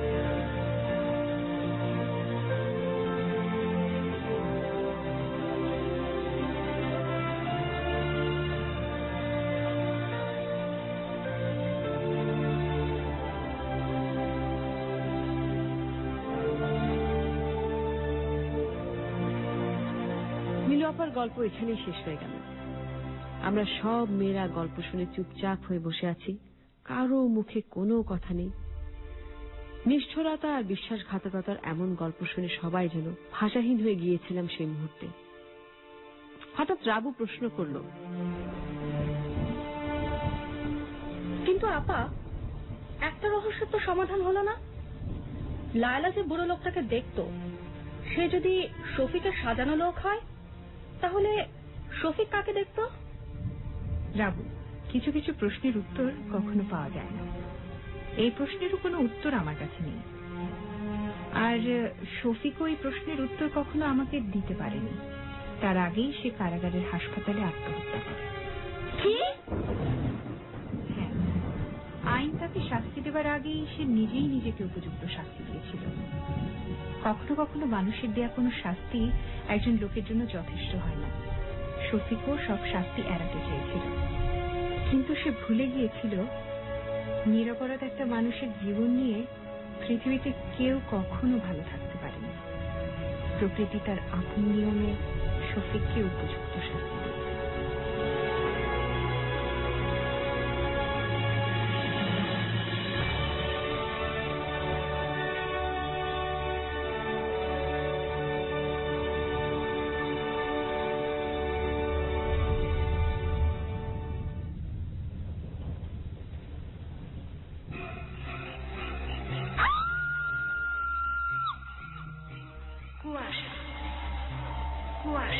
খুবই অদ্ভুত পরিণতি এবং খুবই রহস্যময় একটি পরিণতি, আর এটার জন্য আমার মনে হয় কেউই প্রস্তুত ছিলেন না, বিশেষ করে আমি। হ্যাঁ, তুমি প্রতিবারই গল্প জানো না, আমার সঙ্গে থাকো, আমিও তোমাকে কিছুটা বোকা বানিয়ে রাখি বা অন্ধকারে রাখি। হ্যাঁ, এবং একটু প্রতিবারই তুমি জানলেও খুব- প্রতিবার শেষ মুহূর্তে এসে এত বড় একটা ধাক্কা শারমিন আমাকে দেয়। তারপর আর শুধু তুমি ধাক্কা খাও না, প্রতিটি বন্ধু ধাক্কা খাচ্ছে, অনেকে লিখেছেন। আমাদের গল্প আজকে এখানেই শেষ হয়ে গেছে। সবার আমি বন্ধুদেরকে একটা প্রশ্ন করতে চাইছি যে শফিক খুন করেছিল লায়লাকে, তার পরকীয়া প্রেমের কারণে লায়লাকে জীবন দিতে হয়েছিল শফিকের হাতেই। এত চমৎকার করে ঘটনা সাজিয়েছিল শফিক, কিন্তু শেষ পর্যন্ত শফিক শেষ রক্ষা করতে পারলো না, আত্মহত্যা করলো। শফিক কি পাগল হয়ে গেছিল, নাকি শফিক আসলে সে বুড়ো লোকটাকে শফিক সত্যিই দেখতে পেত সে যখন নীলুর কাছে গিয়েছিল, নীলু আপার কাছে গিয়েছিল? কিছু না কিছু তো দেখতে পেয়েছিল। এই জিনিসটা আমাকে খুব ভাবাচ্ছিল। এই পর্যন্তই জানি গল্প, এই জিনিসটাই আমাকে সবসময় ভাবায় যে আসলে কি ছিল, কেন শফিক আত্মহত্যা করতে গেল, আর তার মনের অবস্থা কি ছিল। শফিকের মারা যাওয়ার সাথে সাথে কিন্তু এই ঘটনা থেকে কোন ধরনের উত্তর পাওয়ার সম্ভাবনাও শেষ হয়ে গিয়েছিল। এবং শফিক বলছিল সে বুড়ো লোকটাকে দেখতে পায়, সেটা হয়তো সে বাঁচবার জন্য তখন বলেছিল, ঘটনাটা সাজাবার জন্য, সেটাও হতে পারে। আবার আমার কেন জানি মনে হচ্ছিল হয়তো সেই দেখছিল বুড়োটাকে, হয়তো সে সত্যি কি দেখেছিল বুড়োটাকে, সেটা দেখতে দেখতে সে হয়তো লায়লার মতো ভয়ে এক সময় পাগল হয়ে যায়, অথবা একটা অপরাধ বোধ থেকেও সে পাগল হতে পারে, সেরকমও হতে পারে। কিংবা এমন হতে পারে সে আসলে পাগল না হয়ে অপরাধ বোধ থেকে আত্মহত্যা করেছে, হয়তো সে আর নিতে পারেনি। যে শেষে যে কথাটা ছিল নীলু আপার মুখ থেকে আমরা যে কথাটা শুনছিলাম, যে প্রকৃতি তার আপন নিয়মে শফিককে উপযুক্ত শাস্তি দিয়েছে, আর নিরপরাধ একটা মানুষের জীবন নিয়ে পৃথিবীর কেউ কখনো ভালো থাকতে পারেনি, পারে না। আসলে কোনো মানুষকে, নিরপরাধ মানুষকে যদি কেউ খুন করে, হয়তো কোনো না কোনো, কোথাও না কোথাও এমন একটা ছোট্ট একটা ক্লু থেকে কিন্তু বেরিয়ে আসে অপরাধী, এবং তার শাস্তিও হয়। আমরা গত সপ্তাহে দেখেছি সালেহা মার্ডার কেসে যে ইচ্ছে করলে কিন্তু, যেহেতু ডক্টর ইকবালের মেডিকেল কলেজে যথেষ্ট প্রতিপত্তি ছিল, অনেক তার অনেক ইনফ্লুয়েন্স ছিল, সে সেটা কাজেও লাগিয়েছিল, কিন্তু তারপরেও কিন্তু তাকে শাস্তি পেতে হয়েছিল, সে কিন্তু পার পায়নি। সেটাই। আর আমরা তো একটা জিনিস জানি যে আগে হোক পরে হোক একটা না একটা পর্যায়ে গিয়ে যে পাপ করছে কিংবা যে খারাপ কাজ করছে তাকে শাস্তিটা পেতেই হবে, এরকমই হয়ে আসছে। আমার মনে হয় আমরা কথা না বলে আরো যারা বন্ধুরা লিখেছে আমাদেরকে, আমরা কয়েকটা SMS পড়ে আমরা একটা খবরে চলে যাবো, ফিরে এসে আবার বাদ বাকিদের SMS গুলি পড়ছি। এই মুহূর্তে কি আছে বলতে পারছি না। শারমিন, কল্যাণপুর থেকে পলাশ বলেছে পানির পানি পড়ার কথা শোনার পরই পাশের বাড়ির ট্যাঙ্কি থেকে পানি পড়ার সাউন্ড শুনতে পেয়েছে, কিন্তু বের হয়ে দেখে কোনো পানি নেই। এটা নাকি সত্য ঘটনা।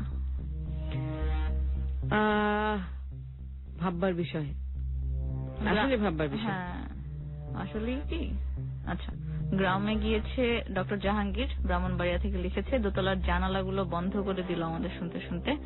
কতটা সাহসী সে বুঝাই যাচ্ছে আর কি এই কথা শুনে। ফাহিম মগবাজার থেকে বলছে আজকের কাহিনী চরম এবং তাদের বাসায় কারেন্ট চলে গিয়েছে, খুব ভালো, একদম উপযুক্ত পরিবেশ উপযুক্ত পরিবেশ। হ্যাঁ, পামিদা খিলগাঁও থেকে স্ট্রোক করবো তো শারমিন আপু এত ভয় দেখাচ্ছ কেন? খুব ভয় কি লেগেছে আমার মাঝে, আজকে অত বেশি ভয় লাগেনি। আমার কোনোদিনও ভয় লাগে না আসলে। আমি অত্যন্ত সাহসী বলে কুয়াশার আয়োজন করার মতন সাহস পেয়েছি আমি। অত্যন্ত সাহসী না, সাহসী বেশি বলে দেখা গেল আজকে ভয় পাচ্ছি না। শারমিন ভয় পেও না, তুমি ভয় পেলে আমাকে রক্ষা করবে কি?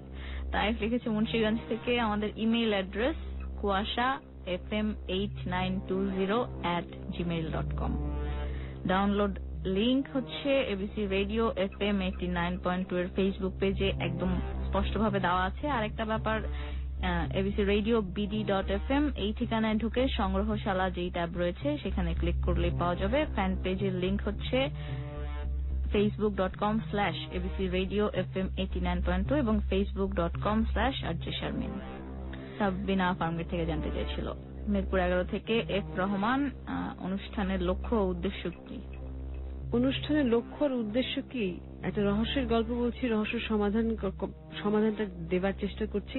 উদ্দেশ্য হচ্ছে একটু ভয় দেখানো, কিন্তু তারপরে ভয়টা যাতে কেটে যায় তার জন্য একটা সমাধান খুঁজে পাওয়া, এটাই হচ্ছে। আর অন্য কোনো কারণ নেই। আরো সবাইকে একটা অন্যরকম আনন্দ বলবো না, ভালো লাগে, অনুভূতি দেয়। যাই হোক, যে বন্ধুরা সঙ্গে আছে, প্রচুর খুদে বার্তা জমে আছে। আমরা মনে হয় খবরটা শুনে আসি। ছোট্ট একটা খবর, কোথাও যেও না কেউ। আর এই ফাঁকে যদি কিছু লিখতে চাও, ঝটপট লেখার ঠিকানা 8920 যে কোনো মুঠোফোন থেকে, অনলাইনে ABC Radio BD.FM/message, ফেসবুকে facebook.com/ABC Radio FM 89.2 এবং facebook.com/RJ-Sharmin SHARMEN। কুয়াশা চলছে, সঙ্গে আছে শারমিন এবং ব্রতী, এবং শুনছেন ABC Radio FM 90.2।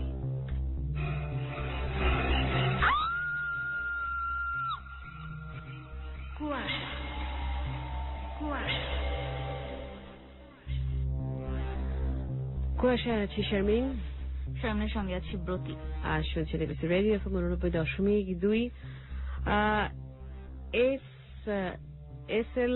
SI Sohel লিখেছে, ঘটনার সাথে যারা অ্যাক্টিং করেছে তাদেরকে অনেক অনেক ধন্যবাদ, super combination, thanks to all of you Sohel. আচ্ছা, আমি নামগুলি বলে দিচ্ছি। আজকে যে কাহিনীটি আমরা শুনলাম, রহস্যের কাহিনীটি, এই কাহিনীটি আমাদেরকে স্ক্রিপ্ট করেছেন, কাহিনীটি আমাদেরকে দিয়েছেন সিফাত মাহমুদ। আর লাইলা চরিত্রে অভিনয় করেছেন সাকি, নীলু আপার চরিত্রে অভিনয় করেছে মৌমিতা, শফিকের চরিত্রে অভিনয় করেছেন হাসান তারিক তুষার, বুয়ার চরিত্রে অভিনয় করেছেন সীমা, আর সাইক্রেটিস্টের ভূমিকায় অভিনয় করেছেন নাহিদ নেওয়াজ, আর রাবুর চরিত্রে সাফরিন, এবং সাউন্ডে ছিলেন যথারীতি সবসময় যিনি থাকেন খালিদ বিন ফাইজুল। আর অসাধারণ সাউন্ডের জন্য তাকে আরেকবার ধন্যবাদ জানাচ্ছি। ঘটনা ন্যারেশনে শারমিন এবং ভয় পাওয়ার ভূমিকায় ব্রতী। আর আরো লিখেছেন, আপু ব্রতির ভয়েস নাইস, আমার বোনের মতন। আচ্ছা, এমডি ফয়সাল রানা লিখেছে, আপু চোখের পানি ধরে রাখতে পারলাম না, আসলে শেষটা খুবই হৃদয় বিদারক। আর ফারহানা হক আশা লিখেছেন, আপনি আজকে স্টোরিটা চরম হয়েছে, ভয় পেয়েছিলাম, তবে এতটুকু শান্তি, লায়লার হত্যাকারী শফিক নিজের পাপের শাস্তি নিজেই দিয়েছে। আসিফ জামান লিখেছেন, খুব বৃষ্টি হচ্ছে, গল্পটা শুনতে মজা লাগলো। অর্ক AF লিখেছেন, কি হলো এটা? আচ্ছা, তানজু আক্তার লিখেছেন, আপু প্লিজ বলো না স্টোরিটা কি রিয়েলি, পরে বলবো। আসিফ জামান লিখেছেন, আপু জাস্ট অসম, কি বলবো, ভাবতে পারিনি এমন একটা কাহিনী হবে। ফারহানা কাশা আরো লিখেছেন, আপনি স্টোরিটা এভাবে শেষ হবে তা ভাবতে পারিনি, আসলে এটা পড়েছি আমি, দুবার এসছে। আচ্ছা, এক্সেলেন্ট এক্সাইল লিখেছেন, উফ, কালকে দুপুরে ডাউনলোড করে শুনবনে, খামাখা এত ভয় পাওয়ার কোনো অর্থ হয় না। আসলেই যারা ভয় পাচ্ছেন বা ভয় পাচ্ছিলে, আমার মনে হয় পরে ইচ্ছা করে ডাউনলোড করে শুনতে পারেন। তবে একদম টাটকা জিনিসের যে স্বাদ, সেটা কিন্তু বাসিতে কাজ হয় না। তারপরেও চাইলেই শোনা যেতে আর পারে। আমরা হরর মুভি দেখি না, তারপরে থ্রিলার মুভি দেখি না, ওগুলো তো আমরা দেখে রহস্যের খোঁজ আচ্ছা, করি। শাহপরাণ লিখেছে অসম স্টোরি, আমি অনেক সাহসের সাথে শুনছি। এগুলো এসেছিল একটু আগে, আমি বলেছিলাম আমরা আজকে পুরো গল্প শুনি, তারপর সবার SMS পড়বো। রাজ রতন লিখেছেন, ও এখন আরো বেশি ভয় লাগছে, আসলে শেষটা কি হবে কিছু বুঝতে পারছি না। এগুলো সব আগের পাঠানো, 22 মিনিট আগে এসেছিল। আমার মনে হয় বাইরে যাওয়া হবে না আজকে। এত রাত্রে কোথায় যেতে তুমি জানি না। শিমুল মির্জা কিং লিখেছে, শারমিন আপু খুবই ভয় করছে, বাট সারা শরীর কাঁপছে না, বাট ঘটনাটা কি খুবই ভালো লাগছে, থ্যাংক ইউ। ফারহানা হক আশা আবার লিখছে, না আপনি আমি ভয়ে একদম শেষ, আমি এটার জন্য তৈরি ছিলাম না, আসলে কুয়াশায় ঘিরে গেছে চারপাশ, কি জানি হয়। ভয়ে আসলে ভয় পেলেই ভয়টাকে জয় করতে হবে, আমি এটাই বলবো। কুয়াশার শেষে ভয় তো থাকবে, কুয়াশার মধ্যে রহস্য যখন থাকবে, রহস্য যেখানে রহস্য সেখানে তো ভয় গা ছমছমে ভাব থাকে। আর ব্রতি তুমি ওইখানে দেখো স্ক্রিনে প্রচুর SMS দেখতে পাচ্ছি। মোহাম্মদ মুরাদ হোসেন, অসম শো, অনিক, মুরাদ, জাহিদ, মামুন, ফুয়াদ, খালেক, মনির সব রুমমেট মিলে চট্টগ্রামের মেয়র গলি থেকে শুনছে, আর খুব ভালো লেগেছে এপিসোডকে ধন্যবাদ দিয়েছে এই আয়োজনের জন্য। আপনাদেরকে অনেক ধন্যবাদ। এসএইচ শামীম লিখেছে রবিন খান, মোহাম্মদ সবুজ ইজিপ্ট থেকে লিখেছে চালিয়ে যাও। মাহমুদুল হোসেন লিমন লিখেছে খুব ইন্টারেস্টিং। আর রিফাত হোসেন লিখেছে গরমের মধ্যে কুয়াশা শুনতে খুবই ভালো লাগছে। আর প্রিন্স আমসার, ভয় ঠান্ডা হয়ে যাচ্ছে। হ্যাঁ। তারপরে লিখেছে সমীর আহমেদ নূর, নীলুয়াপা নাইস। তারপরে আদিল হোসেন আকাশ ভালো লাগছে বলেছে। এসআই সোহেল তো বলছে কুয়াশার একটি প্রোগ্রামের জন্য এই প্রোগ্রাম আসলে গরম আসলেই পালিয়ে যায়। ইমরান খান এপিসোডের নতুন লিসনার এবং ধন্যবাদ জানিয়েছে কক্সবাজারে আমাদের নেটওয়ার্কের জন্য এবং কুয়াশার আয়োজনের জন্য ধন্যবাদ জানিয়েছে এবিসি রেডিওকে। বুলবুল ইসলাম লিখেছে ঝরা ফুল, আজকের কাহিনীটা সে এতক্ষণে জেনে গিয়েছে। তারিকুল ইসলাম তো গত আয়োজনের কথা লিখেছে মাহনুর মামুন, আমাদের সঙ্গে আছে সাইফুল ইসলাম বরকতি। পুরো সপ্তাহে এফএম রেডিওগুলোতে যেসব আয়োজন হয় তার হতে এবিসি রেডিওর কুয়াশা সবচেয়ে সেরা প্রোগ্রাম, তাই অনেক অনেক ধন্যবাদ। লিখেছে মুন্না, কুয়াশা প্রথম শুনে আমাদের ভক্ত হয়ে গিয়েছে এবং আজ থেকে প্রতিটা সপ্তাহে আমাদের সঙ্গে থাকবে, কথা দিয়েছে সোনাগাঁও থেকে। লিখেছে আহমেদ মেহেদি হাসান রাজু। তারপরে লিখেছে মোহাম্মদ শান্ত মজুমদার, লিখেছে আরআই মামুন, চিটাগাঙে এফএম একটু ঝামেলা করছে সম্ভবত, ঠিক হয়ে যাবে। হ্যাঁ ঠিক হয়ে যাবে। হাজি আহমেদ মেহেদি হাসান লিখেছে ভালোবাসার নীল আকাশ, সৌদি আরব থেকে লিখেছে লোকমান হাকিম। হেলাল খান লিখেছে আমাদেরকে ভালোবাসি তোমায়। কামরুল হাসান, আরিফ খান, হ্যাঁ কুয়াশা এফএম 89.2 না, কুয়াশা FM 8920@gmail.com এই ঠিকানায় আমাদেরকে আপনারা কাহিনী পাঠাতে পারেন এবং অবশ্যই কাহিনী অনেকে কিন্তু লিখেছেন, আমরা যোগাযোগগুলো বলছি না, আমরা যোগাযোগ করে কাহিনীগুলো সংগ্রহ করে তারপরে আমরা সম্প্রচার করব। লিখেছে হাসান, লিখেছে রাসেল মন্ডল লিও। আর যে বন্ধুরা আজকে মধ্যের বিরতি না পেয়ে খুব খুশি হয়েছেন, আর অনেকে আবার চাইছিলেন আমরা যেন গল্পটা রিপিট করি, গল্পটা আমরা এই কারণে রিপিট করব না, কারণ গল্পটা কিন্তু যারা একটু মিস করে যান বা মিস করে গেছেন তারা কিন্তু আগামীকাল কুয়াশা ডাউনলোড করে আপনারা কিন্তু শুনতে পারবেন আমাদের আর্কাইভ থেকে, যেহেতু পরবর্তীতে শোনার সুযোগ আছে তাই আমরা রিপিট করি না, কারণ অনেকে খুবই বিরক্ত হন। আর এটার পক্ষে জনমত বেশি যে আমরা যেন বিরতি না দিই। প্রথমে বলেছিলাম যে কে কোনটা চায় আমরা খেয়াল করে দেখবো, আমরা ফিডব্যাক যেভাবে পাবো সেভাবে আমরা এগিয়ে যাব কাহিনী নিয়ে। যাই হোক, আর এদিকে আমাদের 8920-তে প্রচুর খুদে বার্তা লিখেছে আশ্রী উত্তরা থেকে, খুব মজা পেয়েছে। তারপরে রুবেল লিখেছে বগুড়া থেকে অনেক ভয় লাগছে, বাইরে যেতে পারছি না। শহীদ লিখেছে নারায়ণগঞ্জ থেকে, ভৌতিক বিষয়ে তার ভয় নেই তবে আগ্রহ অনেক, গল্পের শেষটা বিশ্বাস করে এবং তার মত হচ্ছে সব ভূতের পেছনেই শফিকের মতো কিছু মানুষজন থাকে। আসলে ভূতটাকে ভূত বা ভূতের ভয়টাকে কাজে লাগিয়ে অনেকে তাদের অনেক খারাপ কোনো কিছু থাকলে মনের মধ্যে সেটা চরিতার্থ করতে পারে বা সেটাকে কাজে লাগিয়ে তাদের উদ্দেশ্যটা হাসিল করে ফেলে। আসমা লিখেছে মনসুরাবাদ থেকে, এর আগে কুয়াশা শোনেনি, ছোট বোন শিউলির কাছ থেকে কুয়াশার গল্প শুনেছে, এখন ভয়ে তার ঘুম আসছে না, কি করব জানতে চাই আমাদের কাছে। আমার মতন টেবিল ল্যাম্প জ্বালিয়ে তারপর ঘুমাবার চেষ্টা করো। আমি যেরকম সোমবার রাতে ঘুমোতে পারি না, টেবিল ল্যাম্পের কাজ না আমার হলে মাথার মধ্যে ঘুরতে থাকে। টিউবলাইট। আজকে লায়লা এবং শফিক আমার মাথার মধ্যে ঘুরতে থাকবে। হ্যাঁ, বিশেষ করে ওই বুয়াটা যে ভয়ানক ভাবে ভয় দেখাচ্ছিল লায়লাকে। বুয়া অসাধারণ ভাবে বলেছে, মানে আমার তো গা শিউরে উঠছিল। রুমে লিখেছে গুলশান 2 থেকে, আজকের আয়োজন জোস, ভয় লাগছে, ভয়ের মধ্যেই তো ভূতের মজা থাকে। আসলে শেষ পর্যন্ত একটা ভূত ছিল কিনা সেটা আমরা কিন্তু কেউ যাই না, সেখানেও কিন্তু একটা রহস্য রয়ে গেছে। কুয়াশা কিন্তু কাটেনি আসলে পুরোপুরি আজকে। বাদশাহ রাঙামাটি থেকে বলছে শুনে ভালো লাগলো, আবার খুব দুঃখ লাগে, চোখের পানি ধরে রাখতে পারলো না শেষ পর্যন্ত। রফিক লিখেছে ব্রাহ্মণবাড়িয়া থেকে, শারমিন আপু আপনার পিছনে বৃদ্ধ লোকটি দাঁড়িয়ে আছে, একটু পিছনে ফিরে থাকুক, দেখো। আমি পিছনে ফিরছি না, সুতরাং দাঁড়িয়ে থাকলে কোনো লাভ নেই। সেটাই, আমরা এখন উঠ পাখি। শরৎ চাংমা চিরাং থেকে বলছে আজকে প্রথম কুয়াশা শুনছে, আর গল্পগুলো কি সত্যি কিনা।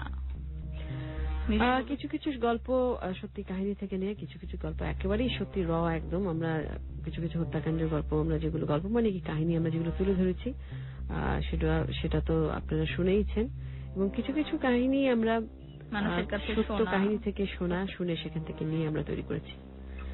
আর শফিক আসলে কি বুড়োটাকে দেখতো কিনা, ইয়াসিন ইসলামপুর থেকে বেশ আশঙ্কায় আছে।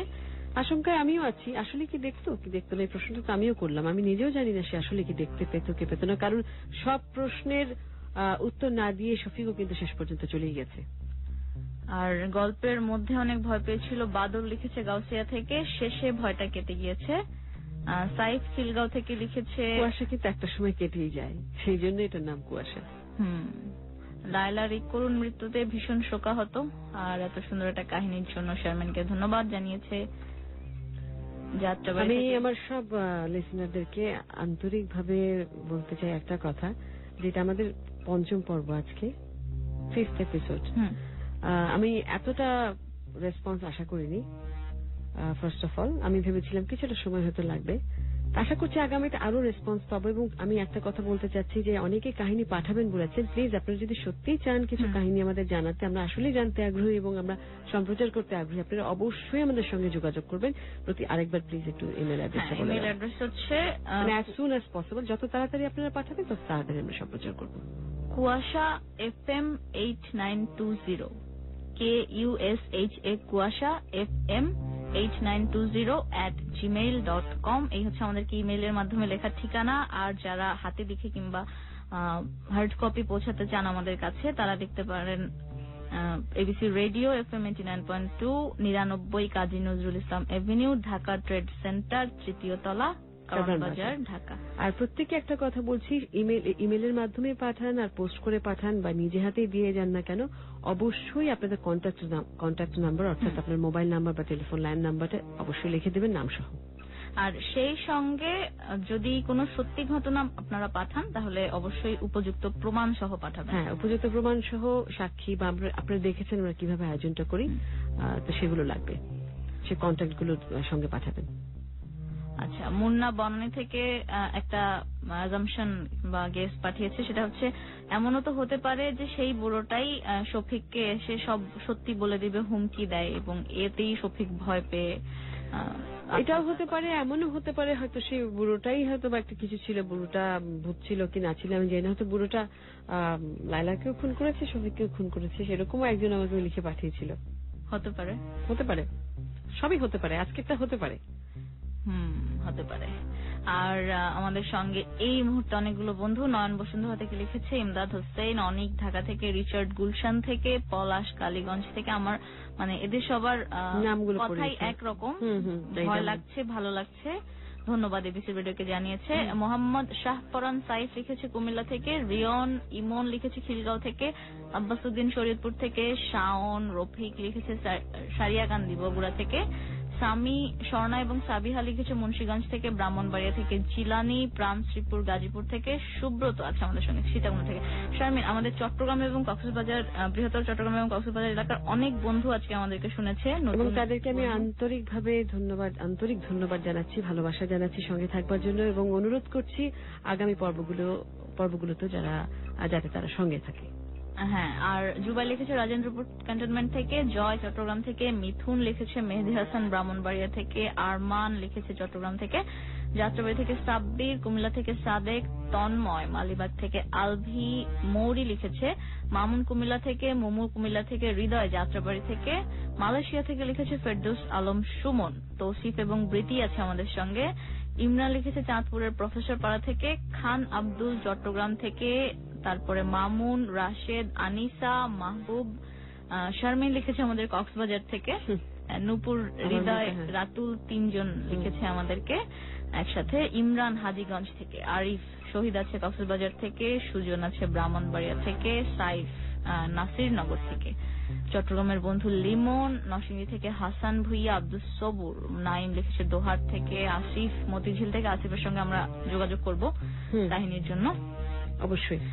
রায়হান লিখেছে নরসিংদী থেকে, জামান আছে রামপুরা থেকে, আরিফ, বিজয় এবং দুর্জয় ঢাকা ক্যান্টনমেন্ট থেকে, অনিন্দ মিরপুর থেকে, লিজা, পিয়া 2 জন, ফারিয়া নারায়ণগঞ্জ থেকে, ইরফান চিরাং থেকে, মিম লিখেছে খাগড়াছড়ি থেকে, সীতাকুণ্ড থেকে ফিরোজ, নারায়ণগঞ্জ থেকে তন্ময়, আলী আকবর নওশিন লিখেছে ধানমন্ডি 19 থেকে, বেশ ভয় পাচ্ছিল জানিয়েছে, সঞ্জানা লিখেছে আমাদেরকে শরৎ চাংমা চিরাং থেকে, শারমিন আরো অনেক বন্ধু, তারপরে এলিজা চকবাজারের বন্ধু, 8 বন্ধু মিলে একসাথে আমাদেরকে শুনেছে, তারপরে রাশেদ চট্টগ্রাম থেকে বলছে ওহ কি চমৎকার ইমোশন, আর রেখা বলছে আজকে ঘুমাতে না পারলে আমাদের দোষ, মোহাম্মদ আলম লিখেছে সাতকানিয়া থেকে, একটা ফ্যাক্টরিতে, হ্যাঁ চিরাঙ্গা সাতকানিয়া থেকে, একটা ফ্যাক্টরিতে একা, একদম একা এবং ভয় করছে, এখন কি করবে?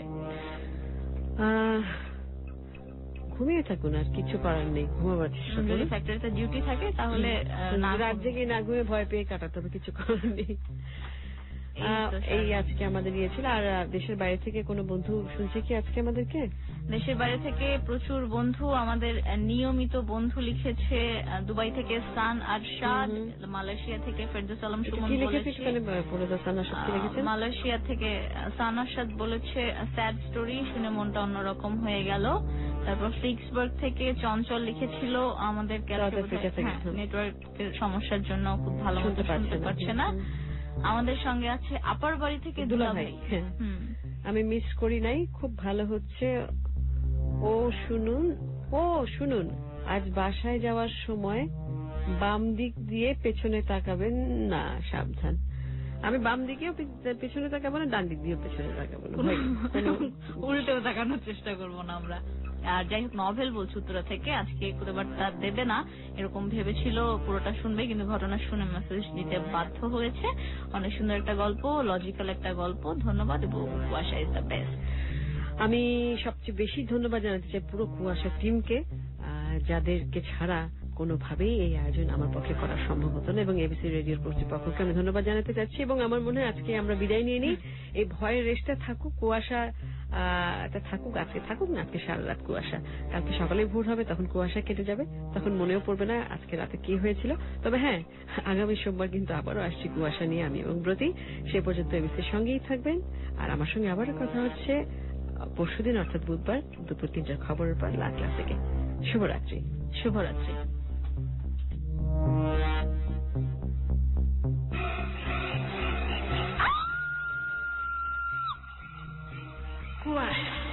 This track was downloaded from FusionBD.com.